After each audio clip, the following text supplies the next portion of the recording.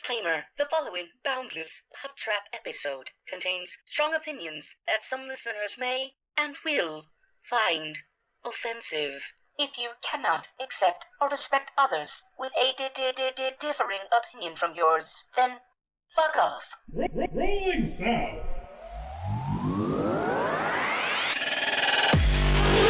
I like turtles. Shush!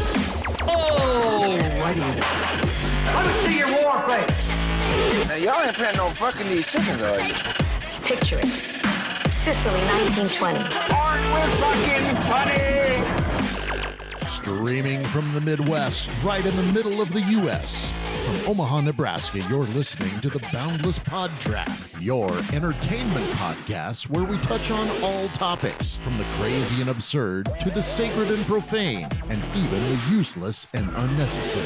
The Boundless Pod Trap knows no bounds. And now, here are your hosts. What's happening, Boundless Pod Trap peeps? What's happening? That wasn't just. You didn't do it justice. Oh, let's hear it. It doesn't do then. justice. Let's hear it. It goes, what's happening? And that's when the listenership drops. Oh, you got to sound like you're excited to be here. What's happening? That sounds like an Asian school. What's happening? What's happening? Anyways, I'm Jeremy. Like a Kauai style, like, Yes. oh, hi-oh. I'm Jeremy, joined by Lonnie and Justin for episode 31. You got to call me Justino today. This is a good. 31 is my second favorite number. No, 32 is probably one of my favorite. After 69. No, 24. 24 is one of my favorite numbers. Hey, get out of town. It Like, is. seriously, get out. Is it really? I got to go out of town. Yeah, it is, yeah. 24 24, 32, 6 is my favorite number. It's my lucky number. 69. My three top numbers are 24, 31, and 10. No. Yes. Bingo. Aha. What are you guys doing? What are you up to? My other favorite number is your mom's. I'm up to 5'7" still. Excited to do this. It's been a while since we back in studio, into the podcast, doing the thing. I went to Comic-Con Yeah. last time. Yeah, we spoke. you did. Yeah, that was fun. Comic-Cons are weird. I mean, like, now you have to wear the masks, which is helpful because when you're around like a lot of people, it tends to be a little stinky. Yeah, with that sort of environment. B.O. That little element. B.O. It smells like a bag of onions. Hey, look, you can either buy pricey mystery box or you can buy some deodorant. You got to take your pick. One of them's got to go. Or you could buy a cheap mystery box and deodorant. Well, you probably already have all that stuff that's in there. It's just like a magnet and a keychain. While we're on the topic, and this is, I know offense is going to be taken, but there's no offense. Like, I think nerds are great. When I call somebody a nerd, that's not a bad thing. And I hate how people always assume that that's a bad thing. It's Whatever, Four Eyes. I'm a nerd too, but it's just like when you look at these people that go to Comic-Con that are, especially for the most part, comic book collectors that are into it, they have that certain look. And I you What do I look like?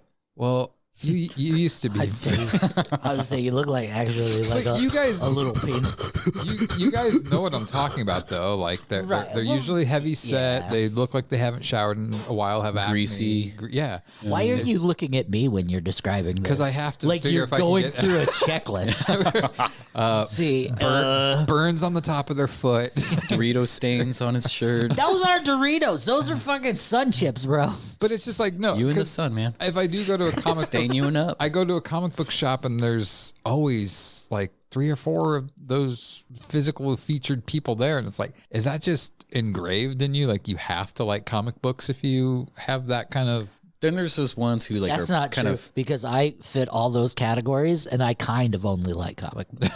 Well, you kind of only do. You're not obsessed with them. I mean, like I don't have greasy. I mean, oily, but that's just because it's You what I know, use. you are oily. And like when I watched Unemployed the other night, especially one of the I was apartment very scenes, oily that God time. dang, dude, you were shiny. How were you even that like? That was the character. He was always in baby oil. It was crazy. And then so I didn't deviate And too that far. wasn't like a you choice. That was just a that was Justin him. choice. Yeah, he was able to. I Like, just what said, if I constantly am oily? well, that's the thing. Like everybody got to like add more to their characters. I laid the foundation and they built to it. And he did that. And then he did this other thing where he was always tasting shit too. Like it was Not weird. shit, not shit directly, but Might as well have been. But no, and again, nothing against people that are like that, but it's just like, I think that's just kind of weird that majority of them have that look. Right.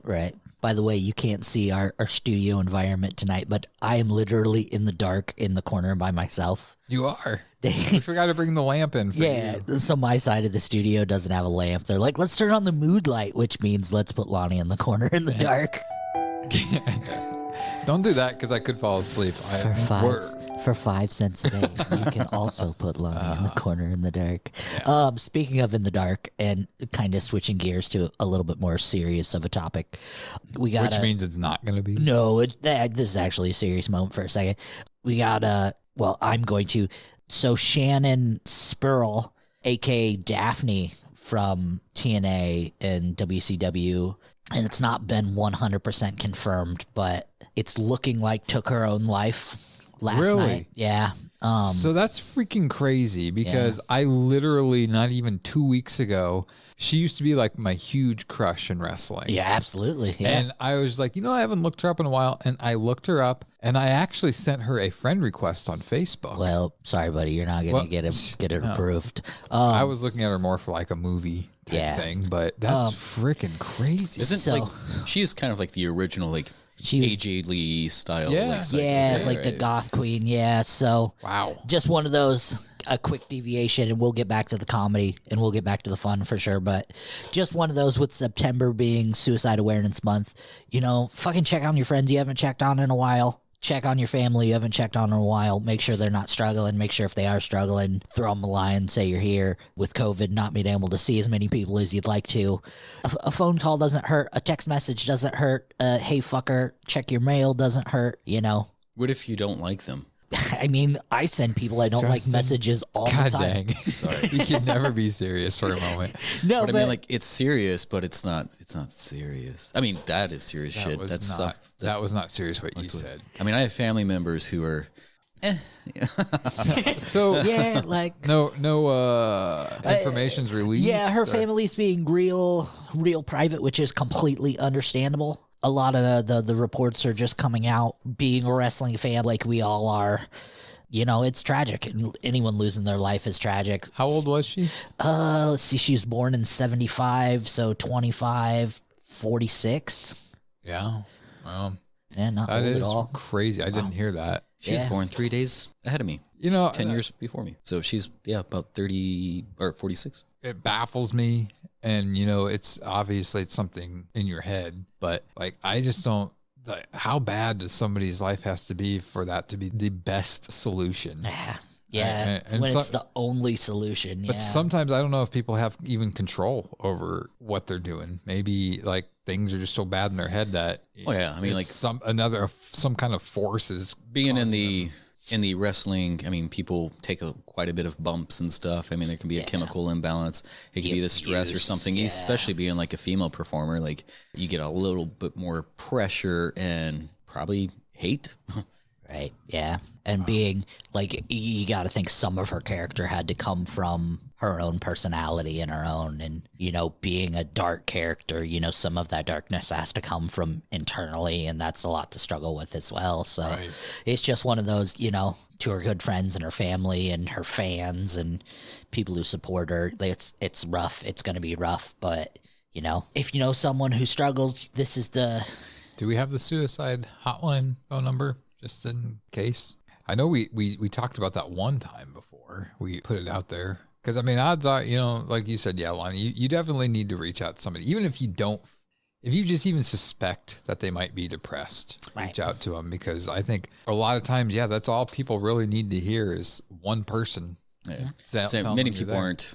I mean, if they're living in with this little darkness or so, I mean, they don't want to reach out. But reaching out to somebody who doesn't know your whole situation. I mean, somebody who doesn't, very unbiased, who can kind of help you. I mean, they're taking little steps to help yourself, not only helping yourself, but helping the people who are around you in your circles. But the suicide hotline prevention lifeline number, it's 1-800-273-8255. That's again, 1-800-273-8255. There's crisis centers all around provided 24/7 access. So, and you don't necessarily need to like wait for somebody to say that they're going to kill themselves. Because usually the people that say, and not all the time, but usually the people that say they're going to kill themselves are just out for attention. Right. They want that attention, but it's when somebody's quiet and distant that's when you might want to really reach out to him. Right. But Well, after we get that all out of the way, back to the funnies. yeah. How's Scott Davis? He's there with his arms wide open. Not that one. The guy who got the Cosmo delivered to your place. You no longer have Cosmo, so Yeah, I've been very disappointed since we moved to Red Oak. I was like, what the fuck are you talking about? I haven't seen a Cosmo since June. I'm missing. Tracy's going to be severely disappointed I don't have those she's not going to get her top 10 sex tips. and tricks Like, you didn't- anymore. We did go out to Lonnie's this past week to check out his new place, his new house, and you're saying it was haunted. It is haunted as motherfucker, yeah. Tell the story about the Old man. the old man. So Whacking yeah, off. so I tell people that my place is haunted, and you know I have an overactive imagination, and I'm crazy, and these are facts that people know. But ever since we've moved in, we've here like it's a 3-level house, well 4-level house including the attic. But like you'll be sitting on the main floor, which is the living room, dining room, kitchen, playroom, indoor porch, and then 2 outdoor porches. Is it really a porch? It's like right on the edge of a roof. That's the upstairs porch. It's not a porch. That's the upstairs. I feel like even attempt have at you a even porch. stepped outside there? Yeah. Okay, that's so you didn't why go through. We had to throw the carpet out there, so that's where we stood there and threw the carpet out. But No railing. He lets a kid play out there. Yeah. hell yeah, gives him balls. But so like you'll be downstairs and you'll hear people walking around because it's an older farmhouse, and you'll hear people walking around upstairs, and I don't let people in my house because I really don't like you, and it's like there's no one here, but you can hear like creaky footsteps. And that's been happening the whole time. Well, one night, like you walk up, I have a split staircase, so it's like 12 steps, landing, 10 steps, and then like start of a hallway, and then you have to turn right, and there's the long section of the hallway. Well, you don't get the light switch until you make the turn to the long section of the hallway. Well, at the end of the hallway, there's a big closet without a door on it, kind of like a linen closet. And I swear the other night I walked up there and made the turn, in that linen closet, our bedroom is right there. There was an old, super gaunt, skinny man, long gray hair, longish beard, leaning out of that linen closet, peeking in our bedroom. And Tracy and Mox were in there sleeping. I turned on the light and it disappeared. And I was like, nope, sleeping on the couch tonight. They're on their own. I Just left her. Yeah, would have just been left in them. there with her, having her spoon me. Who's that one comedian? It's like, yeah, I'm gonna sleep by the door or so, and so if anybody comes in, I'll protect you. It's like, nope. That's if there's a fire, I'm out, and you're on your own, bitch. Right. Yeah, it was one of those things like there's nothing that seemed malicious about anything at all. But it's just it's one of those like Just ghosts that want to. They're very. they're just like they're hedonists. They just want to watch. I need this. I don't know. Because you said you heard a couple things, or Well, I heard something. You say I bumped into something, but I thought a Tupperware dish was thrown at me, or a Tupperware bowl was thrown at me when we were going downstairs. we've never experienced anything like that. And then my glasses were flipped off my head when we were going to leave. Yeah, see, nothing That's like because that he turned really ever fast. happened. You were to like, us. No, you I were like was that. I not. saw you. No. No, I think his place is haunted because you know how like when you enter a room, like Here we go. the space, It's not. This is going to be a bullshit joke. the space distribution, like the air just kind of like sucks out. Like when you open the door, none of that happened. So it's fucking haunted. Shut the fuck up. I knew it. Delete that portion. It's legit. Yeah, no, It scared me. My oldest sister and them, they moved into a new house, but their old house was haunted. And they were telling a story about like how after being there for over a year, in the middle of the hallway they found a bloody marble. And they have 4 boys, and they asked them like, didn't you do anal it? bead. And they told them, we're not going to be mad if you did this, but if we find out later that you did this, you're not telling us now, you're going to be in trouble. And they're like, no. Well, then they found another bloody marble a few days later, or a week later, at the bottom of the steps. And then they found a third one somewhere. And we found out that the field that their house was built in, before that, it was just an empty field. And that John Jubert guy that killed boys or whatever, that's where he stashed like 2 of the boys' bodies. And it's like, man, like these boys were 12 when they were murdered by him.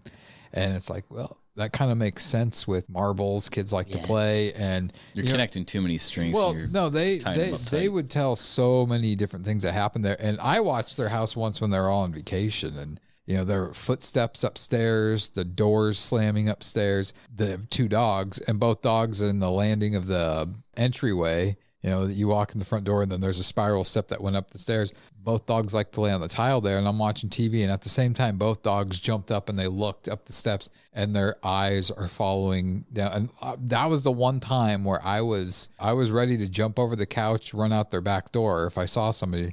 And it wasn't that I was scared of a ghost. It's just a moth. I was in the window scared of an intruder or something in the house. But yeah, like I said, the footsteps upstairs, the door slamming. My brother-in-law said he saw figures and all this stuff and crazy stuff. Like I'm kind of...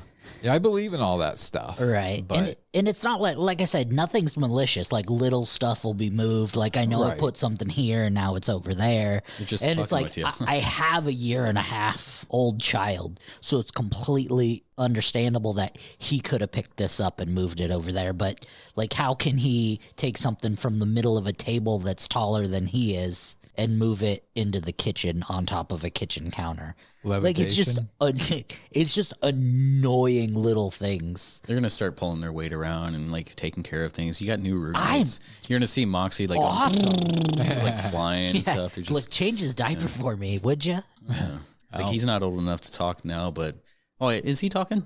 Yeah, he says a lot of shit. yeah, he says no every time I ask him if he wanted to go with you. He's like, It's like no. my 3-year-old is kind of doing a little bit more talking nowadays, and it's like stringing sentences together. It's like, wow, right on. I mean, like the other day she had some pretty interesting ideas on like molecular combustion and like on a quantum level, and she had some striking theories that I think would play pretty smart in the consumer market, but that's either here or there. So yeah, Can people hear me shaking my head? he threw his cup at me today and said, "Now."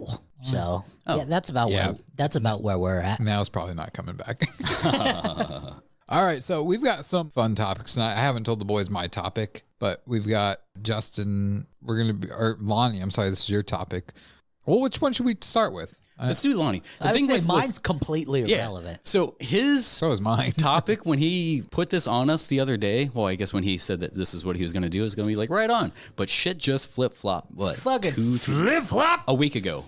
New news. See, this Crisscross applesauce. This is crazy because mine is not worthy of being the main topic, which means that it's going to be Justin's and fuck. I don't want Justin's to be the... No, I'm just kidding. Well, we're doing the songs tonight. We're doing Don't say song Justin, reviews. but fuck. So why don't we do the tracks? Why don't we do that as our main topic? Okay, well, this was your idea, so you explain it. Well, we can go ahead and do mine to get it out of the way, since it's probably going to be the longest of all the topics, because I did some research and it's in depth, and then just Not that any of it matters. not anymore, that but- any of it matters. I mean, But it's still per se, in a world. relevant information, and it still might resolve into something. But so my topic tonight is about the OnlyFans freak out, which I dubbed the Pornhub paradox. So for those of you who aren't really into that lifestyle or pay too much attention to that, It's a quick way to make a buck if you're a female. It's a quick way to make some money. What OnlyFans is, it's a platform that you can go on and set a price to provide a video service, photo service, writing service, picture service to a platform of people who are willing to purchase that service per month. I just saw like a video of an OnlyFans video. It's just like of 2 girls like slamming their butts together. It's weird, but it looks like you're just trying to make ends meet. And Justin paid $30 for the month to see that. Well, it wasn't initially intended as a site for adult content. Oh, But no, it- it changed fast. But though. it became a site, It was a way- the number one site for adult as it would. content. Any platform these days that has like less restrictions, it's what it's going to go to first. And if you can make your money, sex sells. So yeah. Yeah, and that's what it became, the number one site for sex workers. And when I say sex workers, I mean it became a platform for prostitutes and strippers and models and porn actresses to sell their materials on this site to make an additional income. And to the people who believe that to be inappropriate, there are people who agree with you and there are people who do not agree with you. To myself and to the rest of the gentlemen in this room, the banning of adult material from OnlyFans hurt not only the sex worker trade, which is a legitimate workforce, it actually hurt people we are particularly close to, and it sucked. And for like 2 weeks. For what we will get into. And so basically what it was is OnlyFans decided to completely delete the adult content for the fear of losing their bank funding as part of their payment format. I think if they thought about it, though, they wouldn't need that, because with how much is transactions are going through. So here is the story and the reasoning behind why they did what they did. So, and the reason that this is, I titled this The Pornhub Paradox, is because back in 2020, on December 4th, the New York Times released an article that was entitled The Children of Pornhub. The New York Times released this article, and the article itself was stating about... I don't like that name. Right. Well, really, it was how Pornhub was monetizing the child, basically child pornography, and they weren't doing enough to basically stop it. There wasn't enough steps in that process. So while they printed that article, Visa and MasterCard decided to do their own investigation on the process. That happened on December 4th. That article came out. And on that day, Visa and MasterCard said, okay, we're going to do our own investigation. So December 10th, 6 days later, Visa and MasterCard decided to cut all funding to Pornhub. So no more credit card transactions were allowed on Pornhub. Did you say September 6th? December 10th. So December 4th is when it started. December 10th, Visa and MasterCard cut all funding to Pornhub. By December 16th, so 4 days later, Pornhub had removed all content that was not verified, which was at the time 70% of all of their content on their website, because they'd lost that revenue stream because of this article printed. And they still have revenue streams coming through, but now their only source of revenue coming through to Pornhub is direct bank transfers, which is going to show up on your bank account, and cryptocurrency, which the average person is not going to have the knowledge of cryptocurrency. And the average, we'll say 40% of adult males who look at porn on Pornhub like that are either going to be married and or have a relationship status some way that they don't want found out by their partner. So they're not going to want that to be on their credit card bill. So they're not using that service. Cut to now, back to OnlyFans and why OnlyFans is facing that burden. There's multiple concerns of their banking partners showing problems, and multiple potential articles written by the BBC, or multiple drafts. BBC means something different. What you're referring to? Yeah, not that BBC. Okay. British Broadcasting? British Broadcasting Channel, yeah. Have drafted quite a few different articles about a potential article like the New York Times wrote about OnlyFans. So OnlyFans decided they had two options. Option number one, stronger verification process on all their adult performers. Or number two, cut ties with the adult content whatsoever. Then you have nothing. Basically. But they knew if they lost their bank funding whatsoever, that OnlyFans was done. 100% they were done. They wouldn't be able to float as a company anymore. So they decided to do the logical thing, keep what investors and what they had. Tighten up the rules. And not even tighten up the rules. They just decided cut porn altogether. Keep what ma and pa's they had selling, their cooking videos or storytelling and whatnot. And they would just live out. And this was supposed to go into account October 2nd.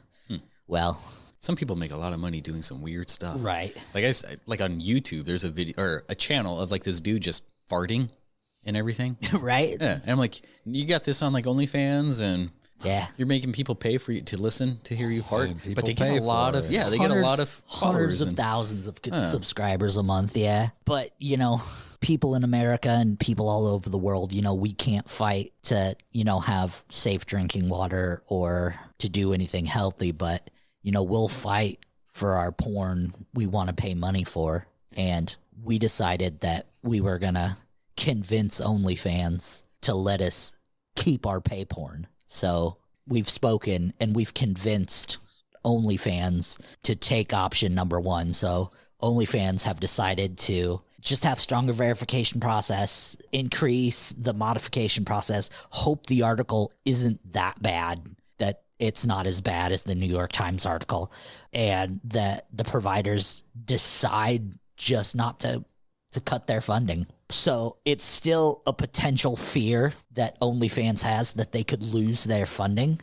They just thought, well, if people are having this bad of a tizzy fit, that they're just going to make as much money as they can now while they can. But the thing is, even if OnlyFans cut back all the porn stuff or whatever, there's other revenues out there that people turn to. Like, I mean, you could just go to Chatterbait. Oh, absolutely. It's There's just so many other sites they could go to. And the reason they were doing OnlyFans is because it was easy. They could get their money faster. I think it was like a 7-day turnover. Yeah. For... And not all of it is like nudity. I mean, it's adult content, but, you know, people just sell like bikini pictures, feet pictures. What's her name? Except for my feet. Nobody wants to pay those. Oh, got the I corns got in it. one up on you, hon. Ugly feet, bro. Yeah, that's true.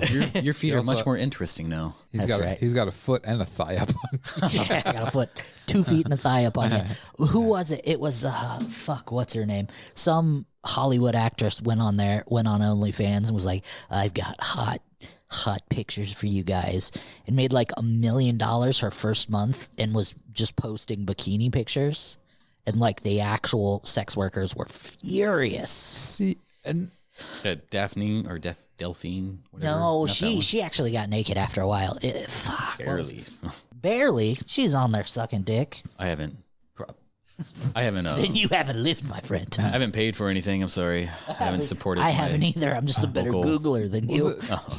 this is where I sit with OnlyFans. Like, it's great to have things like that that are easy for beginner entrepreneurs or whatever to get their work out there and possibly make money, get their name out there. And like you said, I have a lot of friends that make a lot of money off of OnlyFans. So I'm torn here, but at the same time, it pisses me off that somebody like me, and I'm going to gloat about myself for the first time, I think, on this podcast.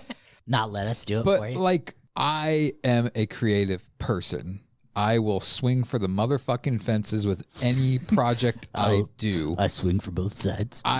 When it comes to if it's professional wrestling, if it's a movie I'm making, I will put myself in fucking debt to make that movie or project happen. And if I don't make money, that's fine.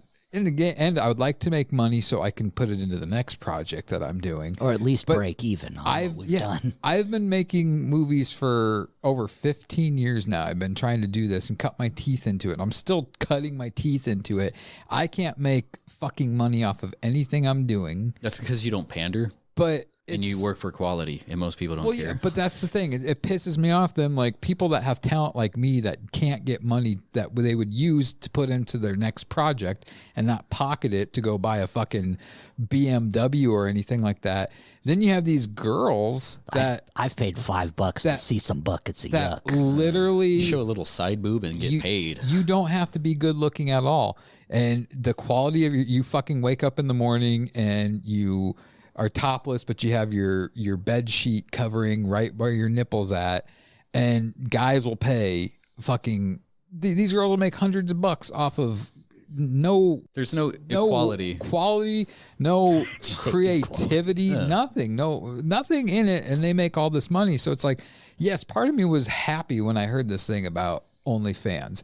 I was sad for my friends, and I will admit there's some of my friends that fall into that category of you don't put any quality into this, and it pisses me off that you're making all this money. But I also have a lot that they actually, whether they're a photographer and they are quality work that they do, passion, or if they're a model, but they actually work with good quality photographers and put thought into their outfits and what they're doing and everything. But so it's just like, yeah, but this goes to, it's not just OnlyFans, it's YouTube. Like, I love and despise YouTube at the same time because the wrong people are getting their 15 minutes of fame for doing nothing that takes any talent. Mm-hmm. And then we put up a fucking 36 long minute short film called One More Body, and yeah, we're almost to 1,500 views. That's 2 months ago that we released it, and it's like, in the grand scheme of things, 1,500 is nothing. I'm proud of it, but it's like, then you have this guy who he farted, and he's got 18 billion views in a month because he farted and the camera was on, and it's like, okay, is that what I have to do? Do I just have to make shit quality and just video record myself ripping ass in somebody's face, and I'm gonna get famous over it? That's how you get pink eye. I know. But it's just like, and that's the thing too, it's like, I don't care what people say about this, but life in this instance with making money on a thing like OnlyFans is a lot more fair to females than males. Absolutely. We can't go out there. Yes, you included, Justin. Even though you did the cam thing on Unemployed. We can't go out there and post provocative, seductive pictures or just naked pictures of ourselves. All three of us. Money ain't gonna happen. All three of us. We can do the masked eater. Women can. That's not true, because me and you watched dudes on Chatterbait that day, and they were getting a lot of tokens for just I don't know. sitting Like, there. 10 tokens is not a lot of tokens. It's like butchers. We didn't watch for very long, but Butchers and people on OnlyFans, they get paid to beat their meat. But as for someone who supports sex workers, with his own income, who supports strippers, and who supports, Hey, believe me, I support things like that too, but and it's gotta be quality. I'm not talking about my. I'm just, addiction. I'm talking about the work itself, and saying that it should be respected as an actual work. If people are going to put I the wish time and there effort was into it. platforms for it, Right. and it was sad to see it go. But like I said, us gross fuckers with tons. There's so many free ways to see boobs and vag. We just had to fight for our right to pay for it. That's the thing. Like, I would not pay anything. Like, I mean, if it was a friend of mine to support them, yeah, I might pay to their platforms. But it's like with Google, you can get this stuff for free. I don't understand. And usually the guys that are paying for these girls' platforms or whatever, they don't know the model. It's like we said earlier. It's those guys at the comic book shop that, yeah. I mean, they're not doing it for support. They're doing it so that they can have For support. so their spank bank can get filled with more stuff. True. Which, I mean, I guess God bless women for doing that. They if they have a beat the chance to make their system. money, make their money. I mean, anybody in any. But put quality and time into it. That's the thing too. Is like, well, if people are going to pay for less quality, I mean, let them make but their that's money. the thing too. Like, that's where it's a slap in the face to people like us that It put sucks. quality, because I've been told several times with my video making that I should get into filming, not Adult necessarily content. porn, but adult content like Solos. like solo type stuff. But this is what The one that you filmed of me was awesome. Yeah. So Here's The one you filmed of me watching him was I awesome. finished twice. Here's where Online. it's a problem.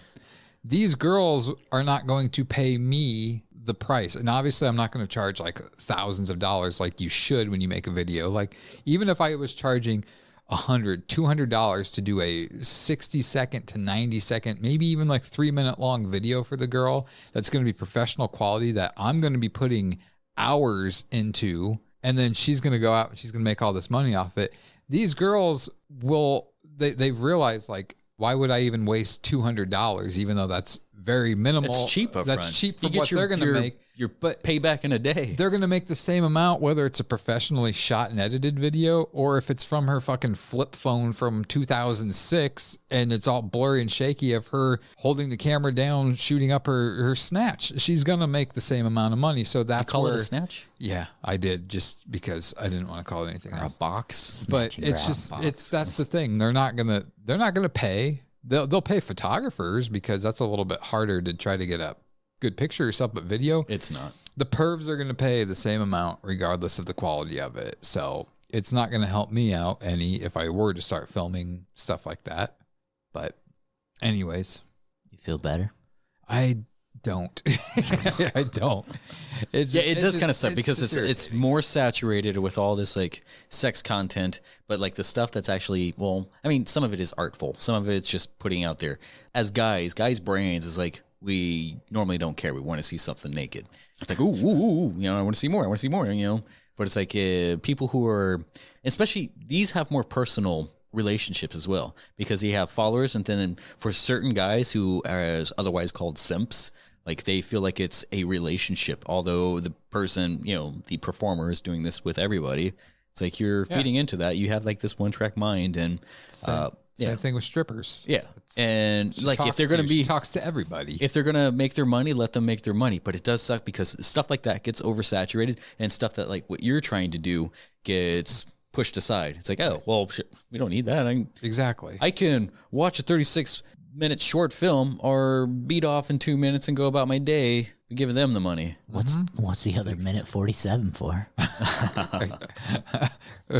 Making something with garlic. Clean up.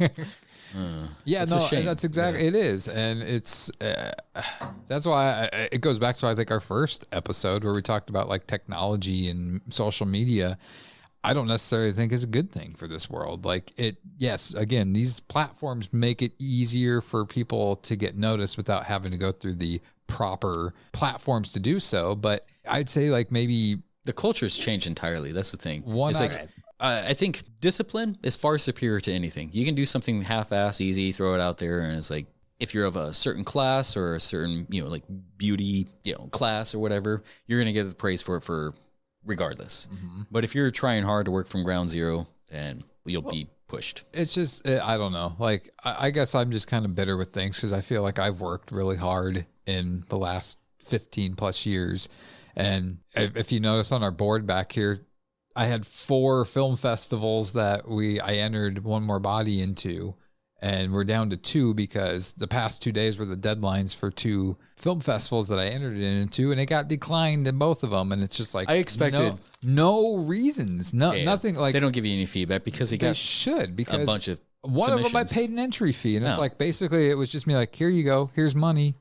That I don't need it. I'm not getting. It's like, if my movie was accepted, you should have kept that fee. But if I'm paying you this, I should get how much was it? Detail. It was only $20, but still, that's you could have used that on OnlyFans. Exactly. Yeah. But it's just like, if I'm paying you this entry fee, then I deserve a very detailed reason why my film wasn't there, and I want details from my movie to know that you watched it. It's like you're paying for, if you're not paying for viewing, you're paying for a critique. So, but if you looked at the ones that were there from the year prior, shite. It's the quality of, I'll just say the quality of ours and the storytelling was 1,000 times better than anything else. So it's like, my thing is we were overqualified. That's what I'm telling myself. But where can you see this now? What, One More Body? Yeah, where can you see? You can see it on YouTube if you go to Short-E Films. That's short, then space, the letter E, space, films. And you can see One More Body for free because I am about giving people oh my God, there's so much quality in this. I'm not charging anybody to watch it. But anyways, back to the naked people and OnlyFans, Lonnie. Yeah. So that's really all I had. You know what they call OnlyFans in Alabama? Cousins? Family? OnlyFams. I have a sound effect. How long you been holding that in for? Are you waiting for the cock? A while. Or what about, well, what's cooler than OnlyFans? Hand jobs? Only air conditioners. I still don't have it up. So I really hope you don't have a comedy page on OnlyFans because it's gonna be a little late. But I'm still gonna. Where is it at? We'll wait. Thank you you guys for your patience. Maybe the joke will be funnier when I the bet thing it's is. not. But we'll laugh like it is. It's not in alphabetical order. Whoa, not that one. I didn't want that one. I would laugh. How about we but skip that one? I'm trying to stop the blood from escaping through my ears. Well, anyway, so with I was gonna ask you, since OnlyFans was going a different direction, what say you would probably have more time with your weekends. What were you gonna be doing? But since it's not, well, continue class as usual. Yeah, gotta. So yeah, basically everything was for nothing at OnlyFans. Yeah, right. I know. Gonna be right back to OnlyFans wasted this podcast. That's funny. You told us about this a while ago, and I'm like, good. And then all of a sudden it changed, and we're like, oops. My weekends were gonna be free now. Actually gonna be able to watch my son grow, but fuck. We should start an OnlyFans for this podcast. You're gonna watch your son grow butt. Fuck. Should be called OnlyFan. Your sister can subscribe. Yeah. Hell, that's for you. That's one more subscriber than I would have if I did filmmaking stuff. But all right, Morrissey and Robert Smith's son, Jeremy Lupash. I don't see the Robert Smith part. It's because he's sad as well. Oh, okay. But Robert Smith shows that I'm not he's sad with sad. I'm with the makeup. That's Monday, the thing. Tuesday, Wednesday, People- blue. Thursday, Friday, I am blue. People Thursday, Saturday, Sunday, blue.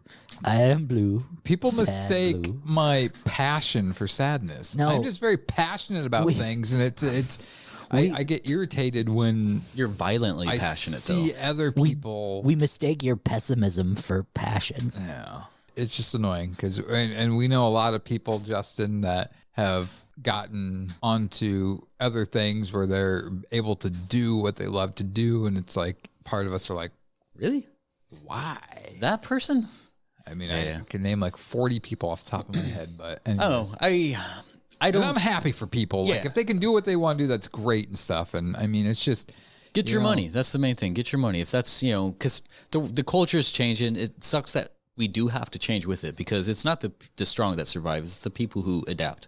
So there's certain things that we don't have to sacrifice. So I just need to make shit quality stuff. Yeah, you would get To it out adapt- faster. Adapt with times. People Okay. want to get their nuggets sooner. They don't want to be waiting in line. I can make a movie for I got $5. I got it. I'm telling you what I was saying earlier. It's like all three of us can be on OnlyFans and do like the masked masturbator. It's like, who's that guy Probably be better. with the burned feet?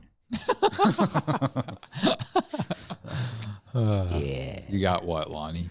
I got it. Oh, I dude, you could do foot jobs with that. A wet sock hand job. I know you don't like wet socks, but Foot job. wet sock hand job? And the people can use their vomit as lube when they see the feet that are gross. For those who don't have the ability of picturing what I was doing, I was just miming doing a foot job. That's the fucking A lot of us are. worst. Like everybody is better for not having seen what we had to just see. He had his mouth open and everything. Had a cute little face on and everything. Just don't, Justin. Don't drink out of that Coke bottle. Don't drink out of that Coke bottle, Justin. You don't know where it's been. The cook. Is that what you would yell when you're trying to get? Here comes the cook. Give me your cook. That's what I say when I finish. over my little toesies. Are you ready for the cook? I'm gonna put the sex on you so good. Oh my god. Oh, look at them size sevens. Put the gook all over my toes. But yeah, I mean, I'm pretty sure there's many different avenues that you can take to help you. And like, if anybody has any advice for Jeremy, you can email him at jjjlubosh@pornhub.com. He'll be glad to hear anything. So I had a Pornhub, whatchamacallit, subscription for a little bit. supporting your friends. Actually, yeah, I was. Right on. People that actually No. put effort into their stuff. Nice. So What do you mean into their stuff? Effort. into their guck. We call that hardcore. Effort. Yeah. Is gook like really? Is that a real word? I've always used gook. Like it's gook. He always uses Because the I gook. really think like I spell that it like is a- G-U-U-K. Gook. that is a great new word for semen. Like I've been using spunk lately, Spunk. Yeah. but gook is just like I feel like that's like Spunk sounds like it's one of those things that comes from like those mom novels. Like, and then he sprayed the spunk all over the unloaded- stepladder. it's He English. unloaded It's- his it's like- spunk all over the back of my thigh. It's from like British Small Columbia spunk. or something like that. But gook is like I don't know. It sounds like it could be like something that's sponsored by Nickelodeon or like a TV show from Nickelodeon. I have a theory about stuff like that. Like the age that we grew up on, and I feel like this holds a lot of weight, but like the age that we grew up on, like remember watching what was like the Nickelodeon stuff where You can't say that on television. no, not that. Where like the slime and stuff that like, Oh, Double Dare? yeah, Double Dare. There's what was it, the advent or something like adventure. I don't know. There's a few things where like at the end, like the slime comes down on the people who lose, and it's like that people who grew up as kids in that era became the adults now who like that was satisfying. Are okay At the with being bukkakied? yeah, at the end you get slimed on, you get gooked on, and then like because facials and stuff wasn't really a thing until like late 90s 2000s Yeah. and So stuff we like have that. Double Dare to thank Yeah, for. Double Dare pretty much ingrained that into like the society. Like our generation popularized that. It's like we grew up getting slimed, and Fuck, now what's that I guy? want- It's 14 guys jerking off on me. What's that guy's name? Fuck. Who was the host of Sanders? Double Dare? No, the host of Double Dare. Yeah, something Sanders. Is it Mark Sanders? Mike O'Malley. No. Yeah. It was Mark Sanders. No, Mike O'Malley. That's your priest. Mark Sanders, born Mark Berkowitz, American television personality. We can thank Mark Sanders for facials. Mark Summers. Mark Summers. We should try to get him on the podcast and think. Is it true you're responsible for the modern day cum shot? Well, yes, I am. At the end, thank you for acknowledging. it's like everybody wins because at the people liked getting slimed on. Well, it's like you didn't lose, you lose That's with not grace. true. and stuff I've like watched that, quite but- a few pornos where the actress did not like getting slimed on. Do they have a recipe online? We should look to see if they have a recipe for what the slime was made on Nickelodeon, because I have a feeling that Decomposed. that should be Justin's cast members. punishment. We just dump like a fucking 5-gallon bucket of this shit on him. I know there's a lot of like borax recipes with like slime and stuff that people were doing. Like it's a popular thing kids do all the time nowadays. That should be, because I feel like it's going to take forever for us to get this one punishment for him. I'm not going to have any time. You guys want to give me a facial? Is that what you're saying? I was With thinking. slime. I was thinking about driving over here if we could get Crystal to wax his asshole. Oh, I don't want to. That's punishment for you and I. Like, Justin wouldn't care. He's had his asshole waxed before. He's told us this. Yep. But it'd be punishment for Crystal because she'd have to do it. Why does she have to get punished? Punishment is being married to this guy. That's every single day. I help her out. You do. The best thing that happened to her. All right. So whose podcast or whose topic Mine. do we want to go to next? We can take it this way. Then we can do some musics and then actually. Well, no, oh, we fuck got mine too. Yeah. Jesus. What is Christ. yours? I want to know what yours is before we go. Okay. Big shooter. Let's do yours over there, Mr. Mysterious So Man. this will be along the entertainment thing here. We'll have a discussion for each of this, but I have this. It's called "Who Played It Better." I have a series of characters from movies that had multiple people play it, and I want us to discuss who we think played it best. It doesn't count since you haven't seen And some of them, since some of them have like multiple people, we can also talk about who played it worse. like the samurai in the movie that we watched last week. Yes. No. So we'll start out with this one. Let's start out with an easy one here. Let's start with the movie Carrie. Who played Carrie better, Sissy Spacek or Chloe Grace Moretz? 100% Chloe. Sissy Spacek. Chloe is my pick.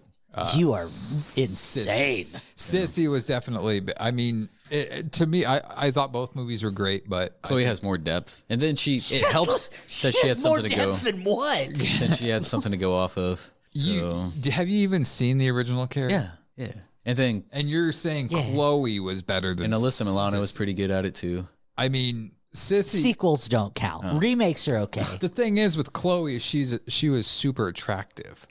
And She is very attractive. she didn't make it seem creepy. Whereas Sissy Spacek, like, I'm not saying she's ugly, but they did a good job of making her not very attractive in this movie. And especially the part where the pig's blood gets dumped on her and just the whites of her eyes are showing. They did blacken it up for Chloe's, didn't they? They Of showed course more they like did, because bigger eyes. They should have Now, let's throw that curveball in there. Angela Bettis, I think, was the best Carrie. I don't think I ever seen that. The TV miniseries Carrie. Yeah, I didn't watch that. Yeah, I still think Sissy Spacek was the best Carrie, but I think the Bettis was the best, closest to the novel Carrie. She was much more charming. She was much more unobtainable. Like, her betrayal of Carrie, I think, was more Carrie than Spacek. Spacek was a much better actress. Not an option. Moving along. Was a much better actress, but Bettis was much more like gawky and awkward and more of the social outcast Right. that they wanted her to be, opposed to what Spacek was. Like, Spacek was just quiet and mousy and whatnot. And But at the time, that's what made it creepy. Like, when I think if you're going for Right, like, right. yeah, it's like I like both of the movies. I think I do prefer the second. Yeah, Sissy is a lot more easier to bully, whereas Chloe looks like she would fit in otherwise.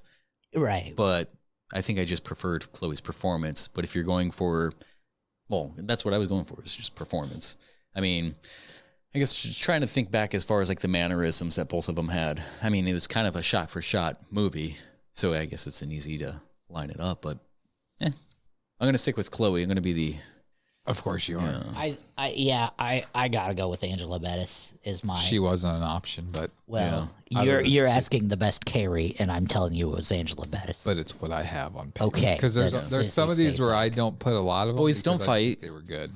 All right, this one I can't really answer because you haven't seen the movie. I've only seen one of them. But who played the better Sherlock Holmes, Robert Downey Jr. or Benedict Cumberbatch? Cumberbatch. Which is it kind of weird that they're both in Marvel? Iron Man and Doctor Strange? Because fucking Marvel owns everything. That's true.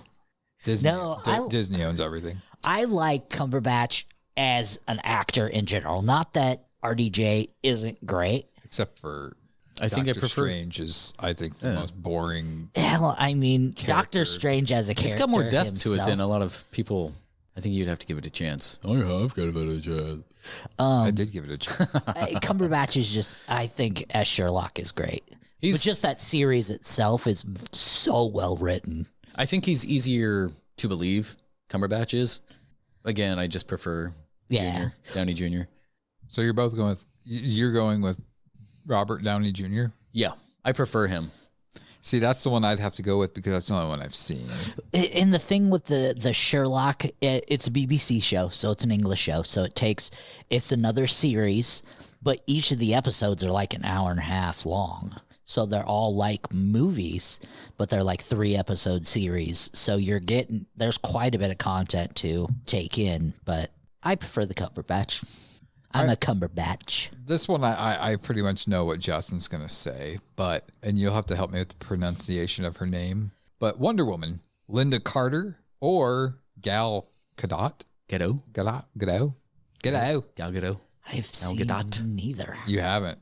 So I have to go with the TV series from back in the day with Linda Carter. I just think that it was cheesy, and that's what I liked about it. This one is also a hard one. I do enjoy Gal's performance as far as her ability. I do not think either of them fits for Wonder Woman because neither of them are Amazons. This is true. I guess I'm going to say none. Gal would be closer. I'm going to say none. Well, I think Carter's taller, isn't she? Oh, I don't know about that. Gal, I say Gal looks big. She looks tall. Yeah, for sure. She doesn't look big. He is looking up. He's good. Oh, he's on his OnlyFans. Get off of there. Dicks. Oh, yep. By 1 inch. Gal Gadot's got Linda Carter by 1 inch. What up, Amazon? And you said you haven't seen either. Neither, yeah. Okay. So this will be an interesting one. Okay. Who played Willy Wonka better, Gene Wilder or Johnny Depp? Gene Wilder. Not even a question. Johnny Depp wasn't Willy Wonka.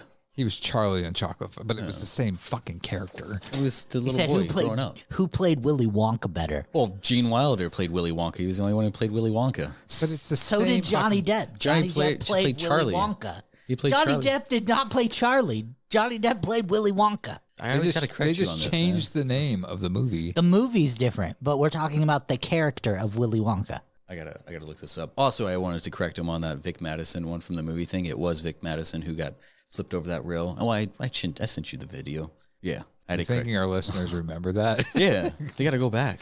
Okay, so I am corrected. He did play Willy Wonka. Well, okay. Sorry. What do you mean? Who played it better? which one did you like better? I like both of them for different reasons. But there's one has to be better than the other to you. Well, you can't like them equally. Well, I can dislike the last ones equally. I'm with Lonnie, where I think Gene Wilder played it better. I think Johnny Depp was a little too over the top, like he is with all of his characters. Not all of them. Okay, anything that he's done after Nightmare on Elm Street. What's Eating Gilbert Grape? Yeah. He wasn't too good. He was good in Benny and June as well. Benny and June was awesome. Yeah. But then you've got From Hell was was good, like people say, he's still around because he takes all the roles that nobody else wants to do. Right. Yeah, And he does them well. It's because nobody else can. I just think that he was a little too over the top with All right, let me help me out. Let's do a live breakdown so I can figure this one out. So Gene, he had that crazy, more reserved, psychotic stuff. Johnny Depp had more of that twisted, sadistic, like hinges are definitely off and visible. Why would I go one way or the other? The boat scene. The boats. Oh, I'm trying to recall. I don't even remember the boat scene that Johnny Depp did. He didn't. All right.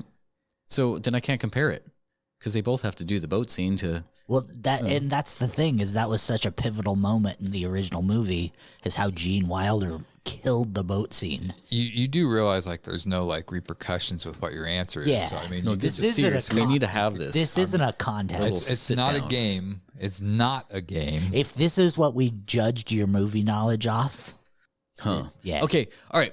Because I didn't really care for like the one person playing what was supposed to be like the new Willy or the Oompa Loompas. Oompa Loompas, if I've ever had a nightmare, it was because of those damn Oompa Loompas. So for that, I think I would have to go with Gene. I was about to say Hackman. Huh. We're all in agreement with that one. Now this one I'll get flack. About time you guys picked the right one. If you're gonna, is this for us or are you betting on this one too? Betting?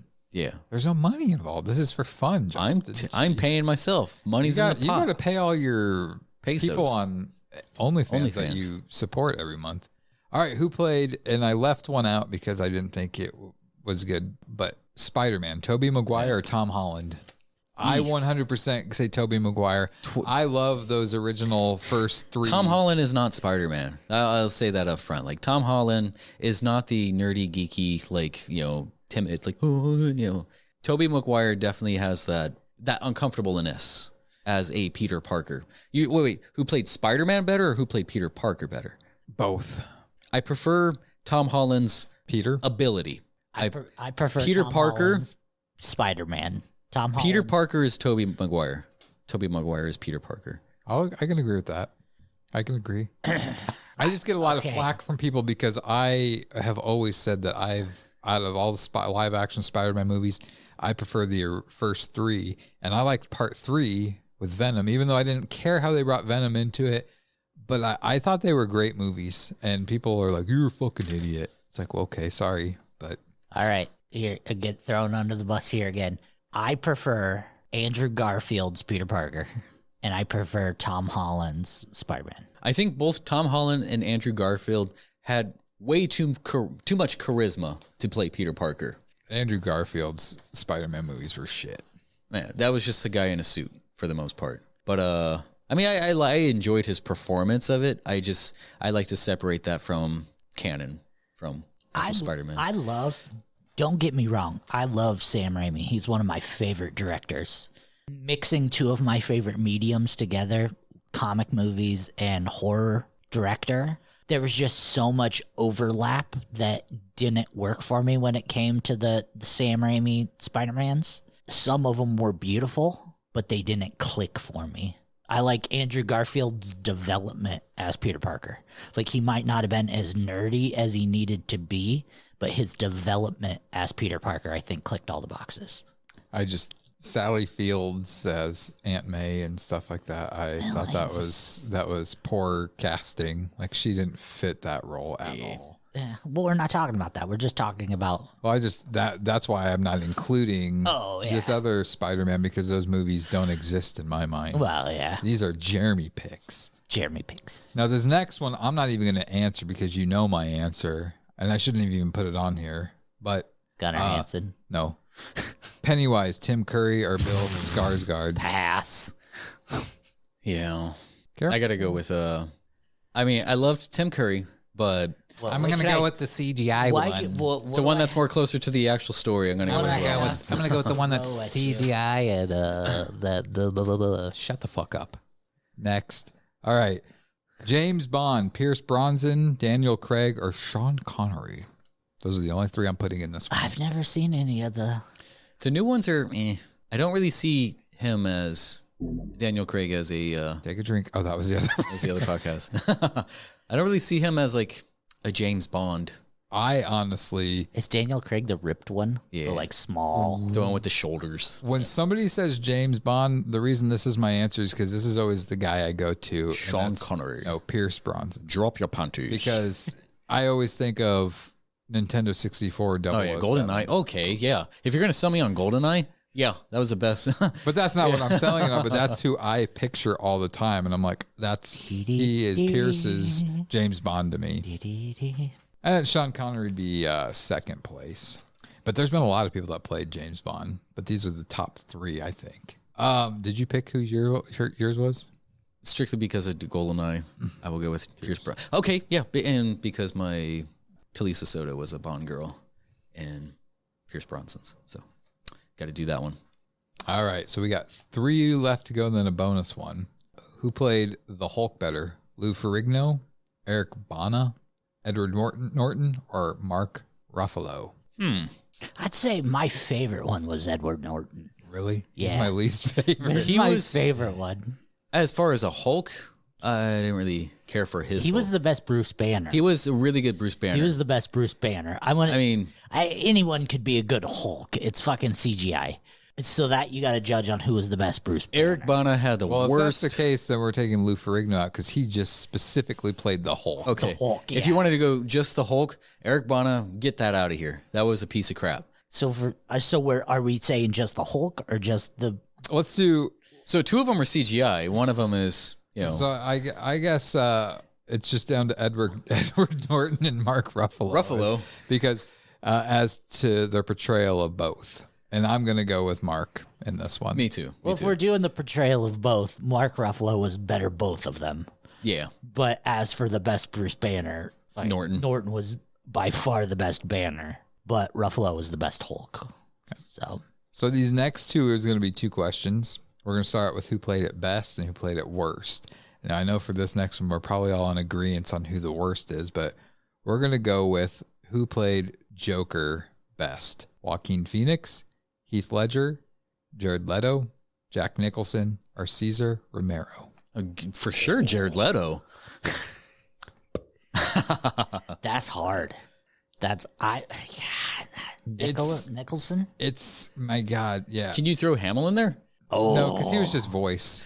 Yeah. He was just voice. These are actual Can you throw in David Howard Thornton in there? No, because that movie didn't really see the light of day. Okay. So these are the 5 that you have to choose from. Yeah, Nicholson's the best. See, this is a tough one because, I'll toss Caesar out because I didn't watch too much of the original. That was way too so good though. It was more campy. I didn't really care for that one. I like gotta, my Joker you gotta dark. think though, he came from a comic book. Yeah, he did. But I like my dark Joker. See, Heath Ledger was... He was a great Joker. He played it good, but then this new Joker movie came out with Joaquin Phoenix, and I'm like, my God, that's one of my favorite. I haven't seen that one movies. yet, so I'm going to go with Heath right now. All of the Jokers besides fucking Juggalo Joker was great. See, I think I'm going to because Jack Nicholson was Nicholson, just fucking, he was incredible. He was the combination of humorous and serious perfectly. See, as much as I want to go with Joaquin Phoenix, I think I'm going to have to go with Jack Nicholson for that reason too. I have to go with Heath Ledger. He was the perfect Joker in a Tim Burton movie. He knew when to be campy, but he knew when he needed to be serious. Mm-hmm. He knew when it was time to get dark. Which to this day, that's still my favorite Batman movies were the Tim Burton ones, the first 2. Oh yeah. So he was campy where it needed to be campy. And it was dark. It was dark when it needed to be dark. Well, and the thing with Heath Ledger, I mean, I will tell you this, he's up there too. That's what makes this one so difficult because he gave Joker and he gave him different qualities that nobody else did. Absolutely, yeah. And Cesar Romero too. Cesar Romero took a Joker that was strictly on paper at that point. And made it entertaining. But all those characters on that show were all campy and fun because that's what they were. They were comic book characters and they wanted them to be selling because Batman was campy and fun. Mm-hmm. So it's how? Yeah.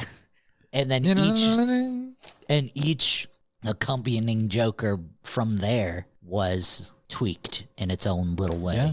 Worst, Juggalo Joker by far. We don't even have to do that. I think with that, because of the character of Joker, he's not. I mean, if you delve more into the legend of what Joker is, he's not just one person. When Batman thinks he's killed Joker, there's possibly 3 Jokers that are all in line. He's here, he's there, he's there, but they're all unhinged in their own way. Right. Here's something else I'll say about Heath Ledger's portrayal of Joker. He did such a great job of making this Joker seem like a psycho, that's what basically ended up taking his life from him, was because he was so into this character that whatever meds or but he was on, he overdosed on, because from what I heard, he like locked himself in a hotel room or something like that for the longest time, and deprivation, all that. But it makes you wonder too, had he not had his life taken away or ended his life so suddenly, would he have been in the follow-up one that Bane was in as well? I don't know. Well, you don't know until you know. So I think, I mean, that wasn't even on paper until that's what I'm saying. Before, like that, Heath Ledger didn't even make it to the premiere of The Dark Knight, didn't he? It was during the filming of it. And it's just like, I just wonder, had he still been around, how much more he would have added to the rest of the movies that they're doing. Right. But all right, so the last one before we get to the bonus thing goes right in line. Batman, Michael Keaton, George Clooney, Val Kilmer, Adam West, Christian Bale, or Ben Affleck. Batman or Bruce Wayne, or both? Because I mean, I guess they both all played. Let's start with Bruce Wayne first. Who played? Again, I don't care for the campy, so I'm going to get rid of Adam West. Keaton was good. I didn't really care for his style of Batman. Keaton was my favorite Bruce Wayne by far. Keaton was the best Bruce Wayne. I'm not a big fan of Christian Bale. He's my favorite. I think he's got the ability, but he doesn't. Keaton or his Bruce Bale. Christian Bale is my favorite Bruce Wayne.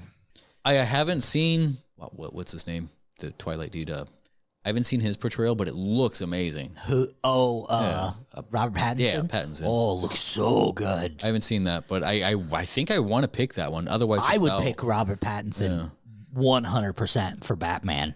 I haven't seen it, so he's not on this list. Oh, he's so good. I watched the trailers today. Oh, buddy. Yeah, I know. That's so good. I'm like, that's what Batman is. Like, punish him, man. Vengeance, yeah. If like, what are we having for dinner? Justice. If I'm going with like the best Batman, I'm going with Michael Keaton. I just thought, like you said, those were my favorite Batman movies. Yeah. And Christian Bale's voice ruins it for me 100%. Yeah, as Batman. Where's the drugs? Yeah. But I did like, is it Pete Holmes? Oh, yeah. Version, like his Batman's. Like, so if it wasn't for Christian Bale, there wouldn't be all those. True. I think Monkey and Apple had an awesome one. It's like, I can't understand words. Who do you think had the best Batman look? Attire? Nipples all the way. I'm going to go with Adam West. Ooh. What was that? The light blue, the seafoam, the seafoam Batman. I think Christian Bale had the best Batman. He did have it very tactical. Yeah, Bruce. I liked Ben Affleck. Ben Affleck's style was really cool. I thought Like, his was a little old man. over the top. Before you gotta think introduce he's the old other man people, Bruce Wayne, so he had to be a little bit more beefy.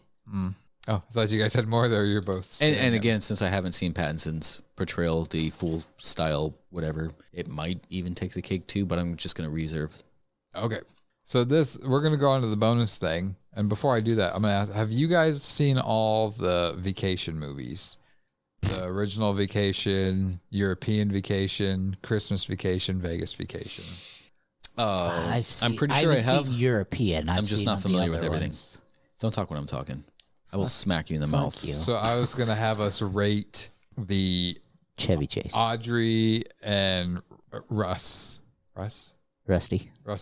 Yeah, I was like, as a unit in the movies, like not Vegas Vacation. So hands down. Which is the worst, Audrey and Russ? What's your fourth place, third place, second place, and first place? I'll go first. Fourth place is the Audrey and Russ from European Vacation. Third place would be Vegas Vacation. Second place would be Christmas Vacation. And first place would be the original Vacation. Lonnie, what's yours? So, seeing that I've never seen European, that'll be fourth. Okay. Wise choice. Yeah.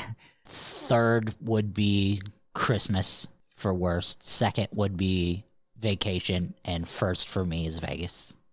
See, that's the thing with like Vegas. That was the last one they essentially did before they did the remake, which I thought was shit. With what's his face? I can't think of his name right now. Quaid. And No, the guy from the Office, yeah. And then Applegate. I thought that was the absolute worst thing.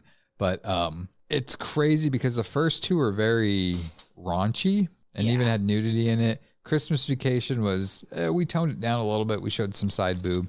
Then you get Vegas Vacation, and that is like the PG, watered down, what this world has become today. Right. But it was still a good movie. But it was just like, it was like, wow, you guys really toned this down. This is not what I thought it was going to be. Yeah. First time I seen that movie, I don't know for how many months I walked around going, I won the money. I want the money. The money's mine. I want the money. I always like Wayne Newton singing it. Like, he has such a weird voice, and he's just like, if you have nothing to do, come back later. I'm going to make pasta. Justin? Nope. 4th place, 3rd place, 2nd place. I can't. I haven't seen these since I was like, what, 8 years old? I don't give a fuck. 1, 2, 3, 4. Amuse us. At 1, 2, 3, 4. We're going to go that way. The only thing I can recall from like any of the vacation movies is like the ski dude with like the double-sided masks. That's pretty much it. What? Yeah. The ski dude with double-sided masks? Wasn't that like European? Was it? Somebody was skiing and he had like a mask on both sides and he was kind of like talking to himself and I don't think you're... It might be something else. See, you're definitely not... Well, I associate with that with a vacation movie, a National Lampoon's Vacation. European Vacation. Awesome. I think the best one out of all of them is the first one. I mean, that one... See, that was a great movie, yeah. I mean, just the fact that their got Uncle Bucket. Their Aunt Edna died and they fucking put her in a trash bag on the roof of their car. I mean, who the fuck does that? I'm pulling a dog behind the car. And yeah, so... All right, so that was my topic. Let's move on to Justin's as his diapers are crinkling over there. I guess we're going to keep talking because he's shoving his mouth full of shit and it's 10:15 at night. Oh, he's fasting, dude. Yeah, fasting. I start after this. I eat really fast.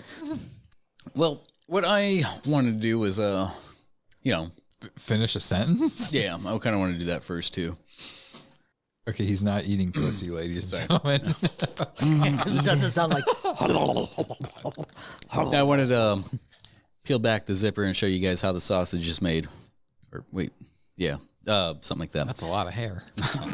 That's where it all went. I wanted to discuss with you guys some life hacks. The worst life hacks. The thing that really got me is like, you know how you see all these like top 10 videos of all this, and it's like, it's so annoying because it's like nobody is going to use that as a life hack. I do every day of my life. Like what? Tell me what's good. I don't know. What's good, bro? Yeah, no, these are pretty much a list of stupid life hacks. So a life hack is pretty much something that is supposed to make something a little bit more efficient or improve things or just have a better way, overall convenience. I don't really consider it a life hack if you have to buy a device or something that's just another thing. Hey, you leave my pocket pussy out of this. Yeah, that's not a life hack. That's, it's a life hack if you put like a Ziploc bag in a couch cushion and I don't know. What the fuck? That's what you used to You're do. struggling, bro. I know, like most of the stuff these days are just kind of fluff reviews. They're like, they want to fill a video and they put all this stuff in it. And it's like, nobody ever does that. And those videos, like the Russian hacker, do you remember that guy? He was popular for a while. The Russian, what? Yeah, the Russian hacker. There's lots of those. Not that one. The Russian, like, household hacker, whatever, life hack. He's like, today we're going to show you how to do this. Yeah. He's like, that's Russian. In Russia, we're going to. Yeah.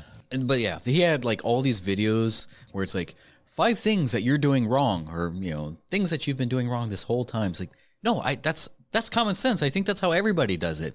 It's like when you take the toilet paper, the protective paper that you put over the toilet seat, now you have to put this part into it and put it around the seat. And like, that's how everybody does it, I thought. Am I the only one who doesn't do it that way? Or I've never used a toilet seat cover. Yeah. No? That's icky. I just hover. I shit in the sink. I usually wipe it down, put a little soap on a toilet paper, wipe it down, rinse that off, and you put power soap spray. Jesus. Yeah, how man. long are you in there for? As long as it power takes. spray. I get, yeah. Where the fuck is there a power wash? Are you talking like at a public restroom? Yeah. Super soaker. Pump it up. That was my name in high school. You ready for the guck? Yeah. I think when it comes to nowadays, I think there's countless, hundreds of videos about like phone stands. It's like, now you can make this out of a phone stand. Just cut this PVC pipe. It's like, that's not a life hack. That's a project. That's 2 different things. Project. Yeah. It's like, it's usually just bullshit. It's like a PVC pipe this or a origami this hanger or something, just clip something up. It's like, why are you struggling so hard just to prop your phone up? It is a struggle every day. I mean, if you I use a bottle usually. I mean, if you don't have like a case on it or something and it's just like the smooth texture of the actual phone, yeah, it might slide here and there depending on what platform that you're using it on. But the amount of people that need to put your phone down to a specific position to utilize their phone, it's redonkulous. I don't get it. I refuse to put one of those pop sockets on the back of my phone. I had one and I thought those were kind of interesting. But no, I mean, it's not necessarily a life hack. It's just a convenience tool. Lonnie has one. He just showed me. It's just to hold it when I'm masturbating. Yeah. So I don't drop it on my face. Oh, you do it? Are you laying down? Yeah. That's try to make a game out of it. Yeah. I try to shoot a load my belly button. Like there's other things. I try to catch it. I drop my phone quick and I'm like, yeah. Like there's these other things that I find that people find so fascinating. They're like, oh my God, I never knew that. Like the Chinese boxes, the takeout, carry out. You know, it's like you can undo that and then lay it flat so it's like a plate. Like, that's bullshit. It's more convenient if you eat it like a bowl. My yellow curry is like all over the place now that I flatten it out. Curry, yucky. When they make it, especially when you're eating with like chopsticks, because usually when I eat Chinese food, I eat it with, or any sort of Asian food, I eat it with like chopsticks. We've seen it. But I mean, except soup. He sucks eating soup with it. No, he's actually really good. I am at sucking it. He sucks it through those wooden chopsticks. Yeah. There's a straw. There's straw slapsticks. Yeah. Shoppy. But not only the Chinese food or the Chinese box, the takeout, carry out things, you know, I'm do it, make a plate out of it. But like the ketchup little containers, those are kind of convenient, but I usually don't need to use a whole. The what? How is that? The ketchup things. You can undo the frills of it to make it like a wider container. Like I can just take one or two. I'm fine with that. I guess I'm not understanding the little cups. Oh, the white paper one. I gotcha. Yeah. Okay. They look like upside down chef hats. I was thinking of the plastic like Dixie cup ones with the lids that they give you for to go. But I gotcha. What else? So there's also other ones where it's like, now if you want to share your ice cream, you can cut an ice cream, like a pint of ice cream in half and make like a little bowl out of it. It's like a pint of ice cream is already a bowl. It doesn't make, it's like now if you don't eat the whole thing, you have to. It's going to melt. Yeah. You know, you drink it out the side or so. You can't store it back. Well, you can try, but you're exposing yourself to freezer burn and all that. But another one that I don't like. You've been peeling bananas all wrong. You don't even peel them. You don't know how to peel a banana, right? Well, I don't peel it. He rips it in half. You just rip it in half and then eat the damn thing. You squeeze it out like a fucking tube of toothpaste. I can't do that. Or a desperate fat girl trying to get in a dick. I can't. Well, they're like, you don't peel it from the stem. You turn it upside down and peel it from the bottom because it's easier to peel that way. It's like, well, it's not the wrong way to do it. It's like I peel it how I used to do it back in the jungle. So you just open it up, you know, empty it out. You put like some berries to it, put a little twig. I don't know how I didn't know you were. I really don't know how you do that because I've tried it and I just get like. Are you getting the brown ones or the yellow ones? All over my hands and fingers. Like, oh, it's so sticky. I like yellow bananas that are starting to have the brown dots on the outside of it. You can't do it. It's like you get 48 hours of the perfect banana. You do. Not even that. Yeah. It's like you have like 48 minutes. I just stare at my bananas. Bong. It's really cool. Some of the ones that they show you, I think one of the ones that I really like is the elaborate ways of how you fold clothes. It's like, oh, you just, you know, this line and then. Hey. It's like, that's really cool. I was going to say, I did that about 6 months ago. I was like, fuck yeah. Yeah. But then you're like, you want to do all your stuff with like, but when you're folding clothes, I think, and this is probably just me being biased or whatever, but the correct way is. You like guys too? Yeah. I was gonna say the easiest way to fold clothes is have a penis. No, I mean you're folding it to the dimension of the drawer or the section or whatever storage that you're putting it in. It's like if you're folding it like that, you still have to fold it again to fit it in like a drawer or so. And the way I drawer. Why are you saying it like that? Drawer. Does it hurt when you say it? Washer. The washer. Don't say that. Drawer. I gotta get on my mom all the time about that. Drawer. So give me the washcloth. It's not a washcloth. Drawer. Here's a life hack. Say wash. Wash. It'll save your life, I I swear. want to wash your mouth out with soap. I don't know how you're gonna do that. I want to wash the gawk out of your mouth. Duh. There's also another one that is very popular, but it has never worked with me. I don't know if it's like the type of spoon where, like, if you're boiling something and you have to put a spoon over the pot. Has to be a wooden spoon. I have a wooden spoon and it still boils over. Wait, what's that? This one? I don't know. If you put a wooden spoon over a pot, it won't boil over. Yeah.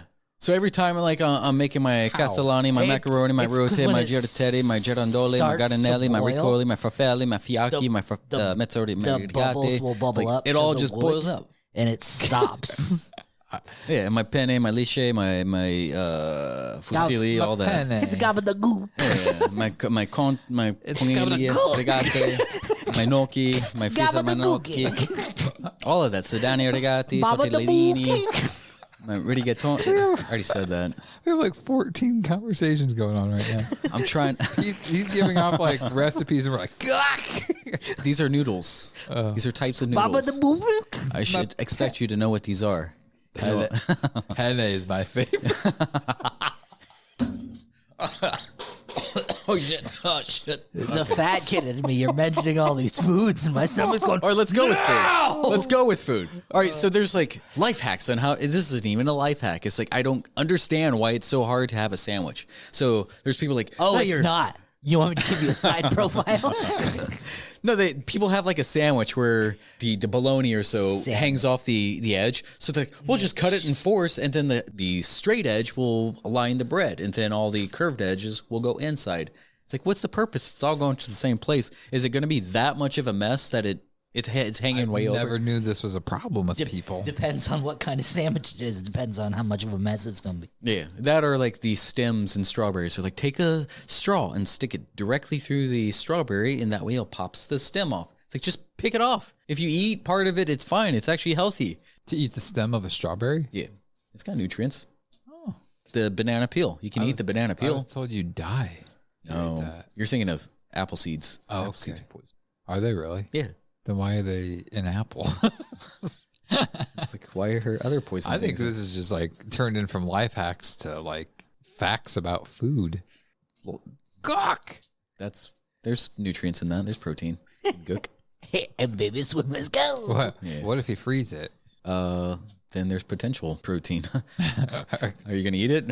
You saving it for later? Yes. Make a meal out of it. Where's that sound bite? I always wanted to. Yes. I always wanted to invite a whole bunch of people. I think I told you guys this before. Just invite a whole bunch of people over, 4 or 5 people, make like a dinner for everybody.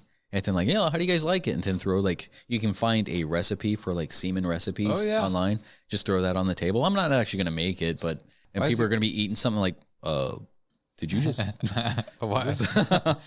And then put their response on your OnlyFans. Yeah. Like, it took me all week just to. Why do you got to have recipe book for it? Build I up all usually this. just It's add usually it like, to everything. I came in your salad. Man. I didn't come in it, but I had some on my hands and I mixed it around. I just really like cooking. So your after meal thing, to freshen your breath, you have a Tic Tac. There's supposed to be a life hack where you tip it sideways. Never works. Yeah, I don't. This like, if you open it up and there's only one thing right there. one? Nobody does that. If 2 fall out, I'm gonna eat it. It doesn't matter. It's because who eats one fucking Tic Tac?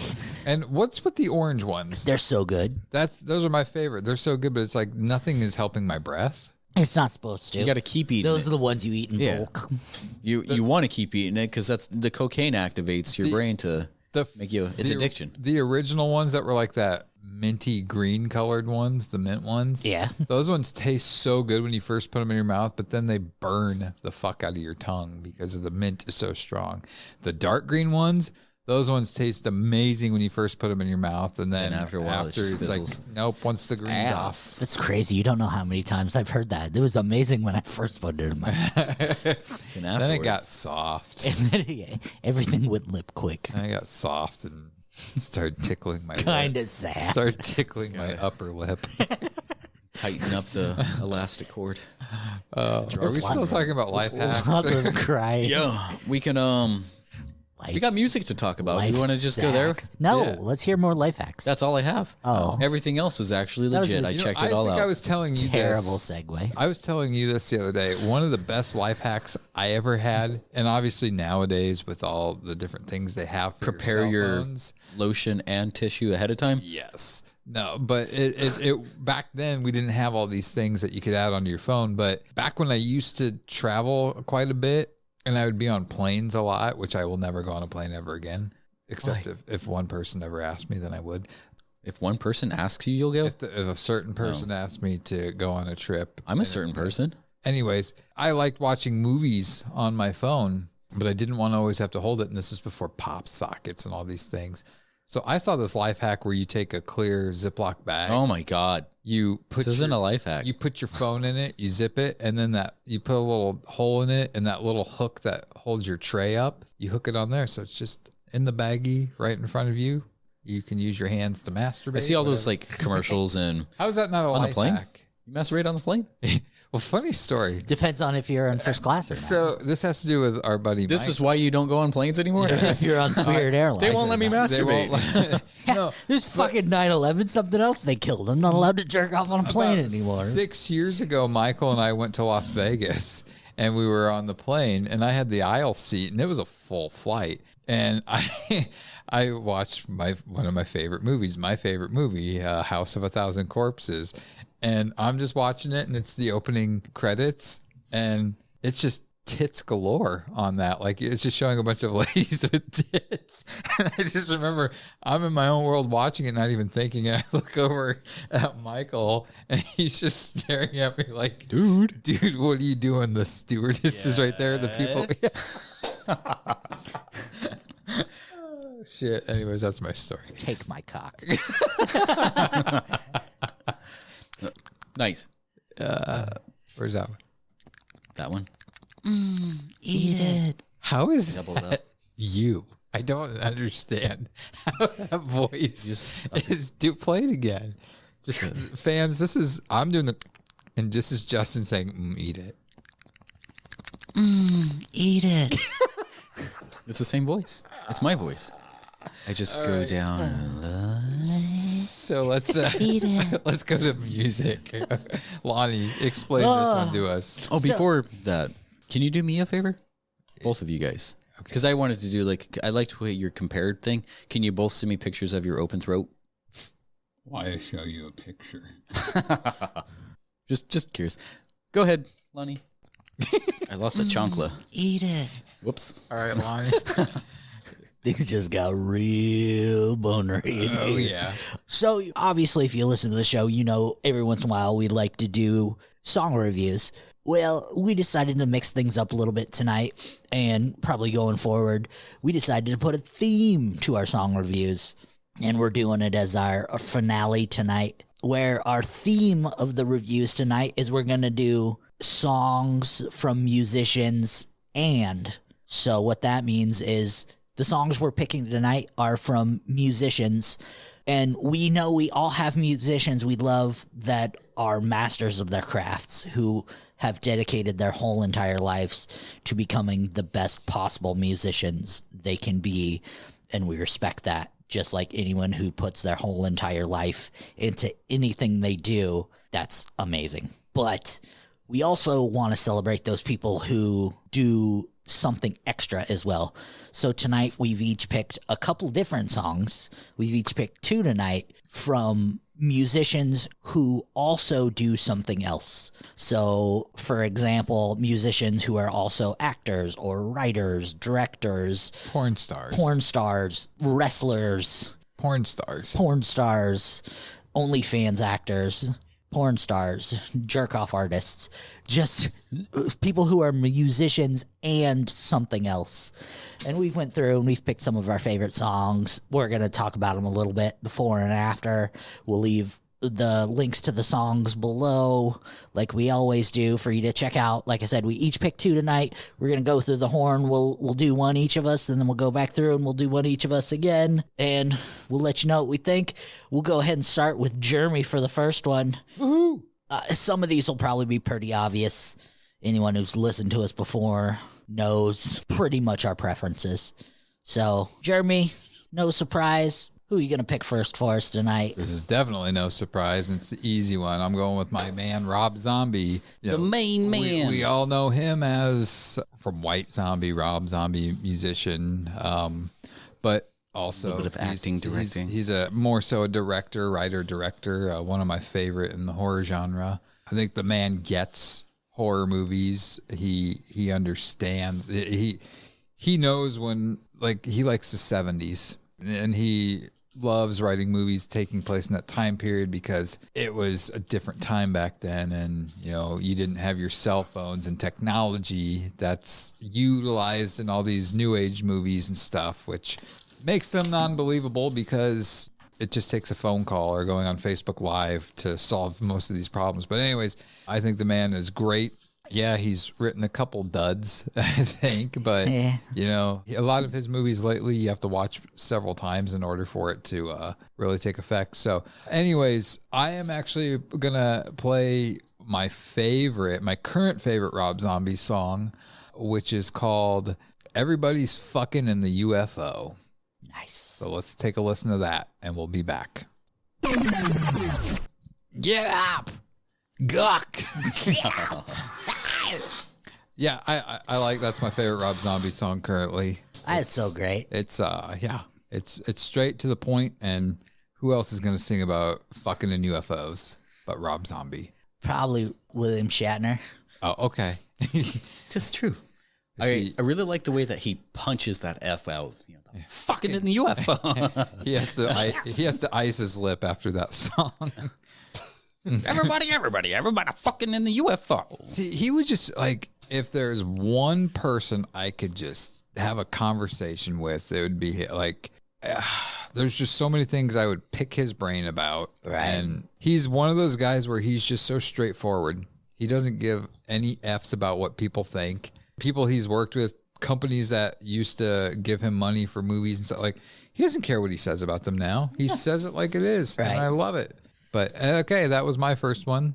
It was interesting. I like the, he has that metal billy, what is it? Rockabilly, style. Hellabilly. Psychobilly. Yeah. It's that hillbilly rock metal-ish that, it's not always my first go-to, but since it's Rob Zombie, it's like, I'll support him. Because I love the dude as well. Maybe not, I haven't really. Would you suck it? No. I really haven't passed his penis across my lips like it's balls to the lips on Jeremy over here, but everybody has a good hobby. You're just jealous because I'm comfortable with my man. Oh. That's my man. Yeah. Everybody fucking in a UFO. Is a UFO supposed to be a UFO or is it United? It's a UFO. Oh, okay. Non-identified it's flying about object. Aliens. Okay, I saw that part. If you, and I encourage you to watch live versions of that song, he always, every city, he says something different before he does it, and he talks about alien abduction, and that's what he talks about before he leads into that song. He uses the robots and the aliens. Oh yeah, he has this alien plays. thing, this 20-foot tall thing come out and. The theatrics that he uses and that he can afford to use in a lot of his stuff. Being a director, writer, he's a creative artist all around that when he wants to do a show, he wants to give you a show. Exactly. I like that. He's like me, yes, we all want money, but he's going to work for it. Speak for yourself. He's going to work for it, and he's going to put a lot of that money he gets back into the production value for the things he's giving. He's not going to be like Mr. Han from Linkin Park, who just opens up his laptop, press play, and just sits back. Yeah. Look, I still think of that meme of people like that, where it's just shows him pushing a button. It's look, I pressed a button or something like that. It's that is all you did. Did it. Yeah. And also the music video uses a lot of the human growth and development videos from love them. Yeah, when that popped up, I'm like, I fucking know that. Although I don't know why I know that, but I know that. The one with the burlesque swinging the titties and stuff. That's probably not from school. I don't think that was on there. If that was in some of those health and development classes, we'd feel our feelings. Right. It's okay, girls, leave the room. Boys, what you are feeling right now is boner. That's it. So when we watched those, they had the option of if my dad wanted to come up with the boys, if Your your dad's dad's like, one, he did, Look at them tits, bro. I don't think he did. He didn't for me, I don't believe, but my friend's dad did, and I was always at his house. But I just remember we were all on our best behavior, like, especially my buddy with his dad sitting by him. He was sitting with the most perfect posture and his hands on the desk. Right, proper. But we're all like giggling because it's like they said penis. All right, who's going next with their first pick? Justin, what you got for us Do today? you want to do the long one or the short one? Let's do the long one. Long one? Yeah. All right. So Yeah. my favorite band. So, I mean, you guys know my favorite artist, Mike Patton. I'm not doing Mike Patton. I'm going to wait for that one here because you guys need to be coached into it. You can't handle it. William. Spit on us first. William Patrick Corgan, WPC. A lot of people might know him as the frontman, the lead singer to Smashing Pumpkins, also Swan, and even the Billy Corgan band. But he is also noted as a songwriter to a lot of people. Ex to Courtney Love, also wrote quite a bit of songs with Courtney Love in whole. But like 2010, he kind of expressed his love for wrestling. So he's owned 3 or 4 different promotions or federations. Yeah, he owned TNA. TNA. He's actually, I think he's currently he's currently NWA. He has ownership of that, and which is really stepping up. NWA has been good for a while.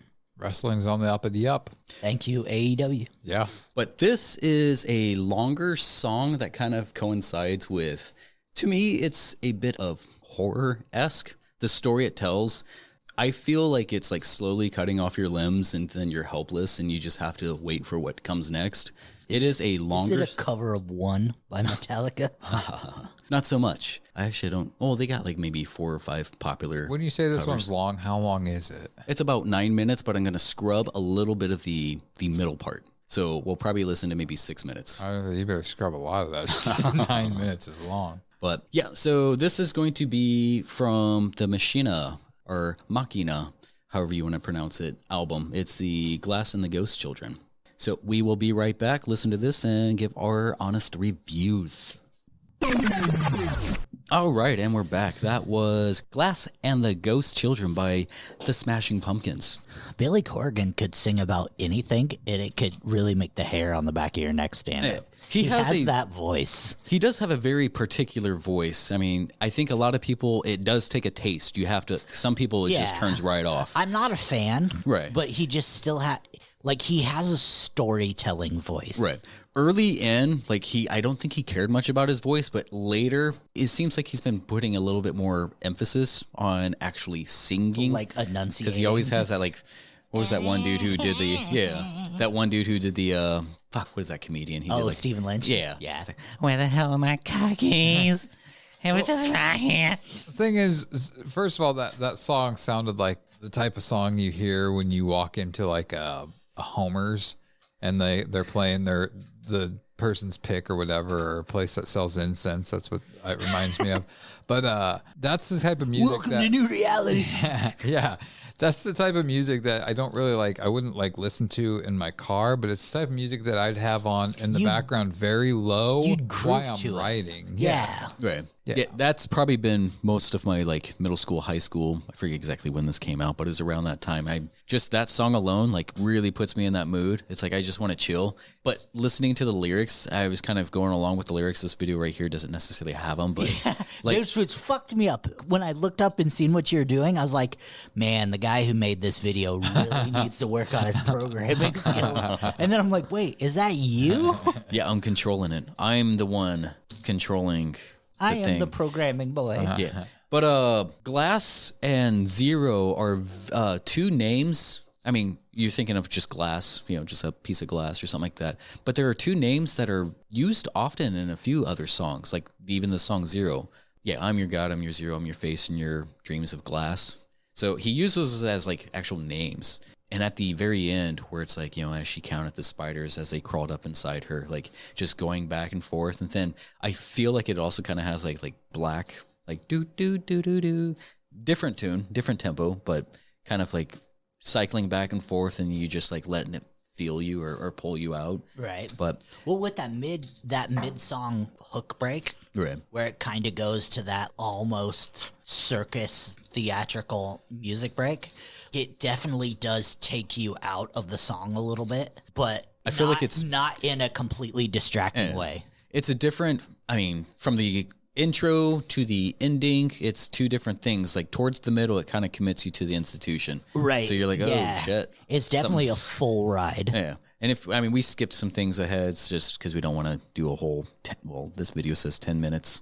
So, yeah, we probably listened to only maybe 6 minutes of it. But, yeah, one of my favorites, the creepiness, just like if you can listen to the lyrics and the way that he structures his lyrics, it's just poetry. Like, he's one of my favorite songwriters. Oh, absolutely. And songs like 1979, like that's an instant hit. Just thinking of stuff like that, just certain words string together, like, wow, that just bounces. And these, like, one more cherry cola to hold up her dead arms. It's like, who would put cherry cola in his song other than cherry cola? He got paid. What can I put in here to make the little goth kid go crazy? Cherry Coke. Cherry Coke. Yeah, no, he has a way about him, William Patrick Corgan, that's very... He adds a lot of prose to things, Shakespearean style. Maybe not with all the cometh as you arth. I mean, there is one song where he uses like the Cupid dialogue. That is But that's my pick. Glass and the Ghost, Children by Smashing Pumpkins. Nice. Good one. Sir Lonnie, take it away. I'm going to stick in the same vein, in the wrestling vein. My pick is from Andy Williams. For those who don't know, Andy Williams is the guitar player for a band called Every Time I Die. He is also a professional wrestler named The Butcher. He teams with The Blade in AEW to form the tag team, The Butcher and The Blade. He has been in the Buffalo-based hardcore band Every Time I Die since their inception in the mid to late 90s. And they've been one of my favorite bands, probably my third favorite band all of my life. Absolutely love them. And he's been hurt, hasn't been able to wrestle. That's been his pretty much main focus for quite a while over the last bunch of years. And he's been hurt. So that's given Every Time I Die an opportunity to get in the studio and release a new album. And they just released this new song that I'm going to play for you guys. It is called Post Boredom. Just came out about a week and a half, 2 weeks ago. I absolutely love it. And I hope you guys do as well. So this is Post Boredom by Every Time I Die. So that was Post Boredom by Every Time I Die, and sponsored by USAA. I love those boys. I learned to actually play a pinch harmonic from Andy Williams in 1999 at the Ranch Bowl way back in the day. He taught you? As a little nerdy kid, I was like a little 14-year-old kid. I seen him play. He got off stage, and I was like, "How'd you make that sound?" He's like, you use your pick, and you hit the string, and then you make the side of your thumb hit the string right afterwards, and then you do a bend, and that's how you make that sound." I'm like, awesome. He's probably telling that same story, and he's like, "Yeah, there was this one time in Omaha at the Ranch Bowl, this nerdy, fucking 14-year-old virgin." So I was not fat. I was maybe 105 pounds when I was in school. It was stupid, but no, that's he let you lick it. That's what it was. He let me lick it. Yeah, nice. No, that was Every Time I Die is one of the. I think I've seen them. At least 10 times. I very much appreciate this song because not just this song, but like what I was hearing, my expectations were something different. Yeah. So he has a very similar voice to the lead singer to Volbeat, and I cannot stand Volbeat. Every time they'll like lay on a word or something like that and then tell off to a high end. Oh, so it's like, no. It's like, stop. That's annoying. No, like they've really matured. When they first started out, they were but they didn't do that here. So good generic. Good generic hardcore metalcore band, and since they've started getting a little bit older, they've really embraced that like southern hardcore style where it's like you can really hear that twanginess in their music now, but they still embrace that good hardcore roots, and I love Every Time I Die so much. That song took me back to mid 2000s, late 2000s. That was us growing up. Wrestling theme song. Like it felt like a old school wrestling like pay-per-view theme song, and it had a nice beat. Had my foot tapping the whole time. Yeah. Not what I was expecting. I actually Shazammed it while we were. How long were they, or how long have they been together? Oh, so you were 20 years. Right. Yeah. Huh. All right. 20 years. Wow. You said he's a wrestler? Yeah, he's the Butcher. Was. He still is the Butcher. He still is the Butcher. He's just not He's doing hurt much right butchering. now. So Yeah. You can see him on AEW Every Wednesday and Friday night. Wednesday and Friday, sometimes on Tuesdays. or if you're within his circle. Dark. I got nothing else. I'm sorry. Yeah. No, the song itself, guitar riffs, pretty good. It seems very generic in a sense. I like it. It's kind of up my alley as far as like the stuff that I would listen to. The message of the song itself, it seems very, well, I don't know if you want to say self-hatred, but like self-fuckery, but he doesn't care. Or I can't tell if it is an apology or if it's like, I'm sorry, but this is the way I am. Yeah. And if you watch the actual music video itself, there's about 2 minutes in the beginning of them being bored and living their lives. Like the singer is getting a massage. One of the guitar players works at a vape shop. The other one works at a music store. The drummer's buying stuff. The bass player is the masseuse at the massage parlor. It's just like them living their boring lives. And then it goes into the song, and it's a fun concept. They've always had fun music videos, and it really, kind of paints a picture of their lives. So it's a good one. I was excited to see new music, excited that they're still pushing hard and making hard music. So liked it. So hard. So hard. So stiff. Yeah. Right in the pocket. All right, number 2, what you got there, Jeremy? All right, for my next one, I mean, you guys went like super like meaning to your songs and stuff like that. My first one was everybody's fucking in the UFO. This one's not going to be anything that's got meaning to it at all. I just think it's kind of crazy. The person that's singing the song is actually singing this song. Is he a murderer? I've heard it like a million times, and I still can't hear the person that's supposedly singing it. Although I have watched live versions of it, but it's like they're lip syncing now. Did you say Wheatus? Vetus. So Vetus. You guys, is this Wheatus? That's a dude. That's not a chick. That's you guys know that the 80s are one of my favorite time periods. I think that's had the best horror movies, especially slasher movies. I think that's got some of the best music is from the 80s. If you haven't watched, speaking of 80s horror movies, you should really check out our Neon Maniacs movie review. Yeah, see, that's why I did that. Yeah, no, I'm just kidding. Let me ruin your evening. But no, this song is straight to the point. It's just an upbeat song, which we're going on. Of course, it's 11:11 right now, right when I looked at the clock. It's 11:13. Well, not on my computer. Exactly. So the song that I'm choosing for my second and last one is a song from the 80s. Very upbeat. A lot of people dance to it. It's called... Hold on, he's got a smile on his face. It's called Party All the Time by Eddie Murphy. Oh, hell yes! All right, that was Eddie Murphy and Party All the Time. Literally all the time. That was, every one of us was dancing here. And You can't sit still. You can't not dance during Party All the Time. We all just were doing our Eddie Murphy impression, and this is mine. I was like, I was just in the hall, and I was walking. Or what's his name? What's that one comedian? Donkey. You sound like gold. I'm making waffles.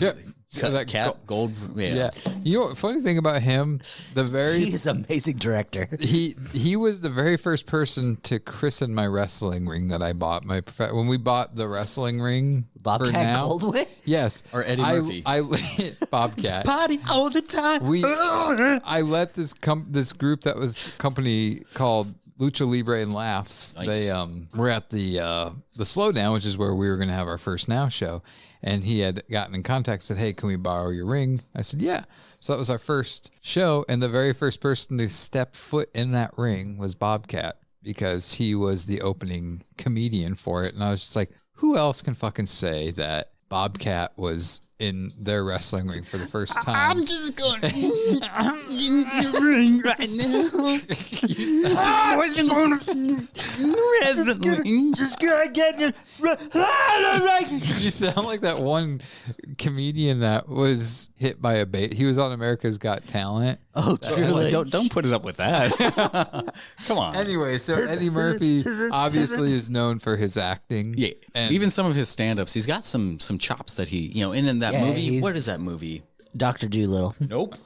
Big Mama's House. No, that was Martin Coming Lawrence. to America. Nutty Professor. Nope. Flubber. It is Dreamgirls. He was had an awesome one in Dreamgirls. Is that where this song came from? Nope. This was like 20 years before. Oh, okay. No, That's not it. Is that Cleo? Oh, listen to Aunt Cleo. USAA. So Getting sponsored. Yeah. yeah, definitely. I was also gonna do what the fuck is that? That's his song. I was also going to pick Bruce Willis. Yeah. Yeah, has- he's a hell of a musician. He is. I mean, his singing sounds just like his talking, but like he does Under the Boardwalk and a couple other well-known. What was that songs. one where he's in a bar and he's just like cleaning up the bar? Yeah, I don't know, but That's his day job. oh, he does Save the Last Dance for me, and it's just basically him sitting in a chair and the camera just panning around him. Respect yourself. I Yeah. think Alanis Morissette was in. I could have sworn Alanis Morissette was in. I'm telling you, man, the 80s were the Get it. time because look, this is garbage quality, but oh, Okay. well, I'll stop it there. so that's gonna. That be wasn't a Justin's. pick. Yeah. All right, let's go on to Justin's. This one's only 44 minutes long. This one's like 2 minutes. It's a fast one. I could actually like play this one on air, but I'm not going to. Well, you'll catch it in the links below. But this one is about a person who, he has a podcast as well, does a little acting. Oh fuck! God damn it! This one is going to be one of my songs. So Lonnie is baffled right now. actually, we haven't really even talked about the Eddie Murphy song. Like, I mean, it's Party All the Time. I kind of like. There's not much to say about he it. was talking about like his really chica. excited. There's She likes no- to party. There's no meaning. Literally What are you all the talking about? time. Let's get through this because you said we're going to listen to one of your songs. It's, his girl goes out and he doesn't come home to him, and he's like, bitch, you crazy. Wants to party all the time. So Party. this one is my Party. I thought it was potty. That's what I heard too. He's like, party. I was potty in the hole, eh? So, anyways, this actually kind of segues off of Eddie Did you Murphy's. just have a Tourette's twitch there? I was nodding, That's what his music does to him. segueing off of Eddie Murphy's last song here, "Party All the Time." So this one is called "Corrupted Imitation." All right, boys, let's have it. You are the Do you need a hug? Yeah, So 100%, I had said, Your beats are good. yeah. they're okay. I was totally off I didn't know anything about like mastering. This is something I've made. I uploaded this You don't 2011. say. So this is over 10 years old. This was after we shot The Shadow's Edge. Yeah, give or take. Why did I let you in? No, I mean, it's like I said, it reminded me of Jeff Hardy when he was like especially Modest in to the top. TNA and stuff like that. Modest at the top. But it also the voice sounded like Marilyn Manson at times too. I thought Right. So I could see this being played at like a strip club. like a super trendy like European dance club Like with in like a really slow strobe. Like in the movie Hostel or something like that. Like where they're like dancing in leather and it's like dun, dun, dun, dun, dun, Everybody's dun, on- dun, where everyone's like, you're not hip enough if you don't like this. Everyone's on ecstasy there. Well, thanks, guys. No, I No, mean, it's- trust me, I've made music that sounds much worse. Yeah, no, I actually don't think most of yeah. this stuff is good. It's something that I've completed, so I'm kind of at least proud of like putting something out there. Yeah. So I by no means do I want to have like a music career. It's just more of a hobby for me. How many views does it have? All of them. Let's see. Oh shit. Oh shit. I haven't even looked at the view count. It only has 36 views. It's probably all me. Hey, This came it's out more than our first in podcast. 2011, so every other month he checks it. No, I Don't. So it was hey, like a poem. Like when I started getting into like music composition and all that, like starting things from scratch, creating some sort of like instrument, plugging in like synth pads and all this and drum machines and making a little arrangement. Like I did not master this. My sound, I guess, was all like I don't know how to EQ or compress or do all Wait, this. this wasn't recorded at a professional studio. Yeah, I know you didn't. Going. But yeah, no, so I wrote the lyrics, which was a poem, and then I just decided to take like certain poems and just make them into songs. So I have some other stuff that are worse. Who was the lucky lady you wrote it for? 2011. Not so lucky. It has to be before my wife. This was after The Shadow's Edge, so this is kind of like coincides with Eddie Murphy's like, hey, bitch, you going out partying all the time and you ain't coming home here. So, and this is like my girl wants to that party all the time wasn't a happy song. It's about him being alone, man. Corrupted imitation. To cry all the time. Cry what did you go by? Cry all the time. Me? What was your... You didn't go by Justin. I did. Oh, you did? Yeah. I had like back in MySpace days, because I had my actual profile, I had like a MySpace music profile as well. And what did I do? Like J. Michael or Tarzan 696 or something like that. But I always just put my name, Justin Milani. So, yeah. Tarzan 696. I grew up with Tarzan, and 6 was my lucky number, and 6 is usually taken, so I just put 96. Because 6'9" is like the Cancer. I'm a Cancer. 6'9" sideways 69. That's a symbol for a Cancer. And then 6. And plus 69 is cool too. Have you ever done a 69? Have you ever done a 69 with me? That's like, no. No? That's like you're working on your day off. Did you get that? It took you a second to get Never had it put that way. Oh, no. And I've had it put it a lot of ways.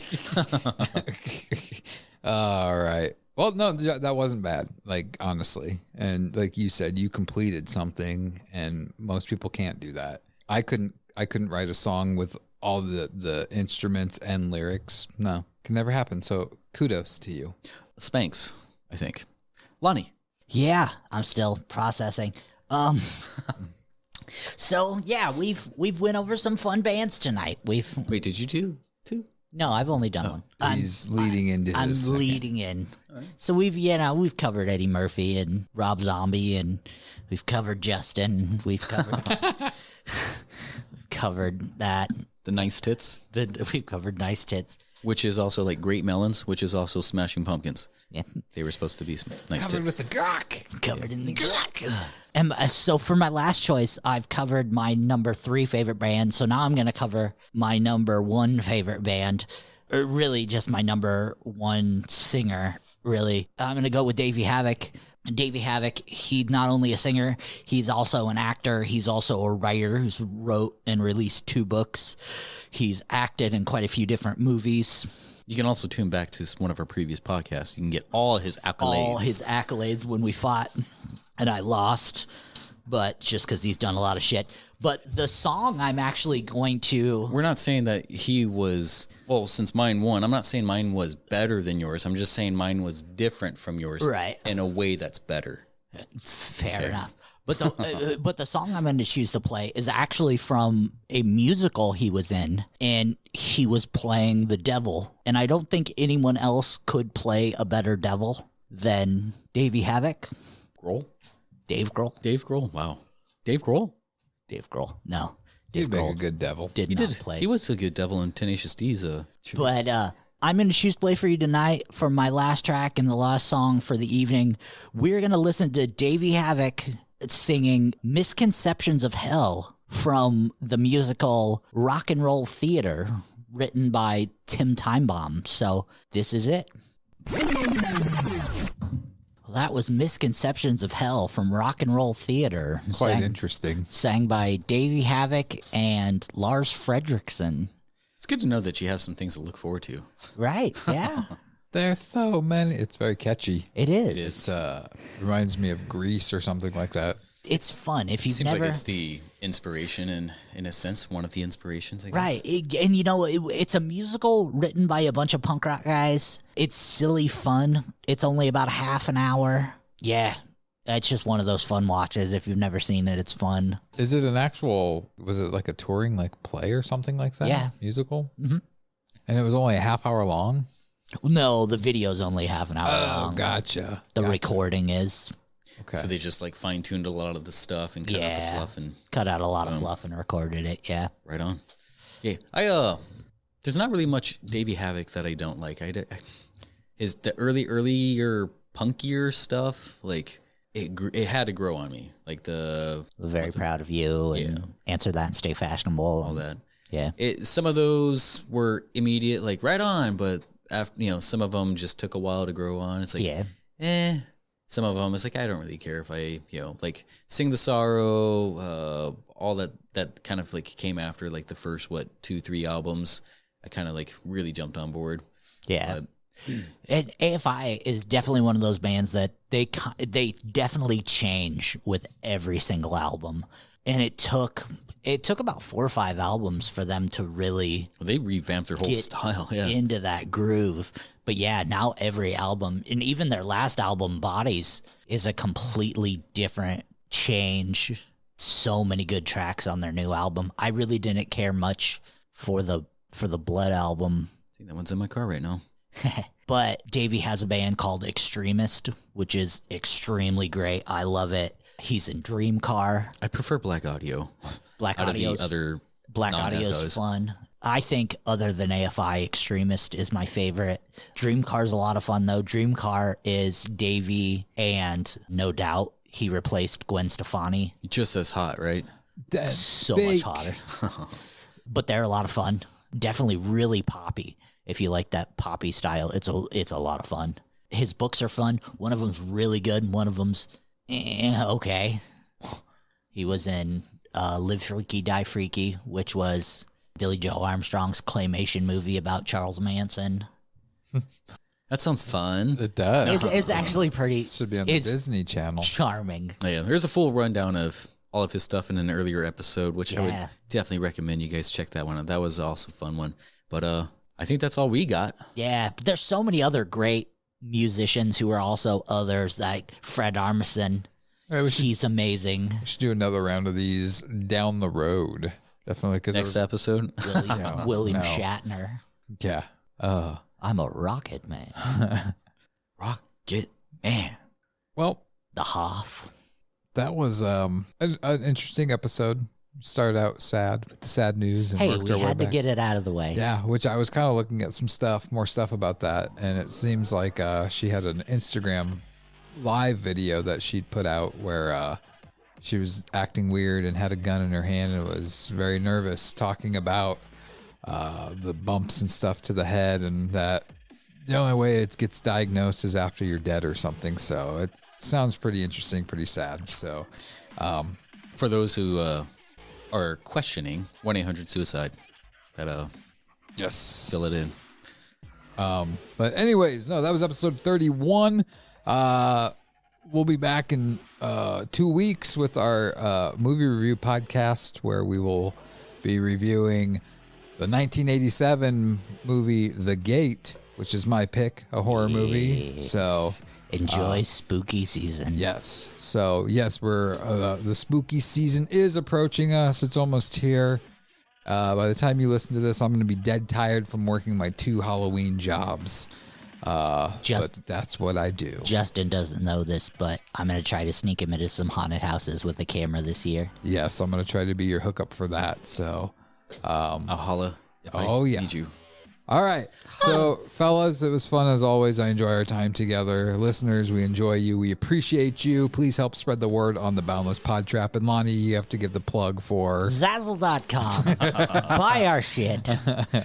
For those who haven't heard listened into on the music, there'll be leaks coming in the next few days. So you gotta buy our shit so we can afford more disgusting, saddy CBD soda. Because you won't do our OnlyFans. Because you won't go to our OnlyFans and watch us jerk off with masks on.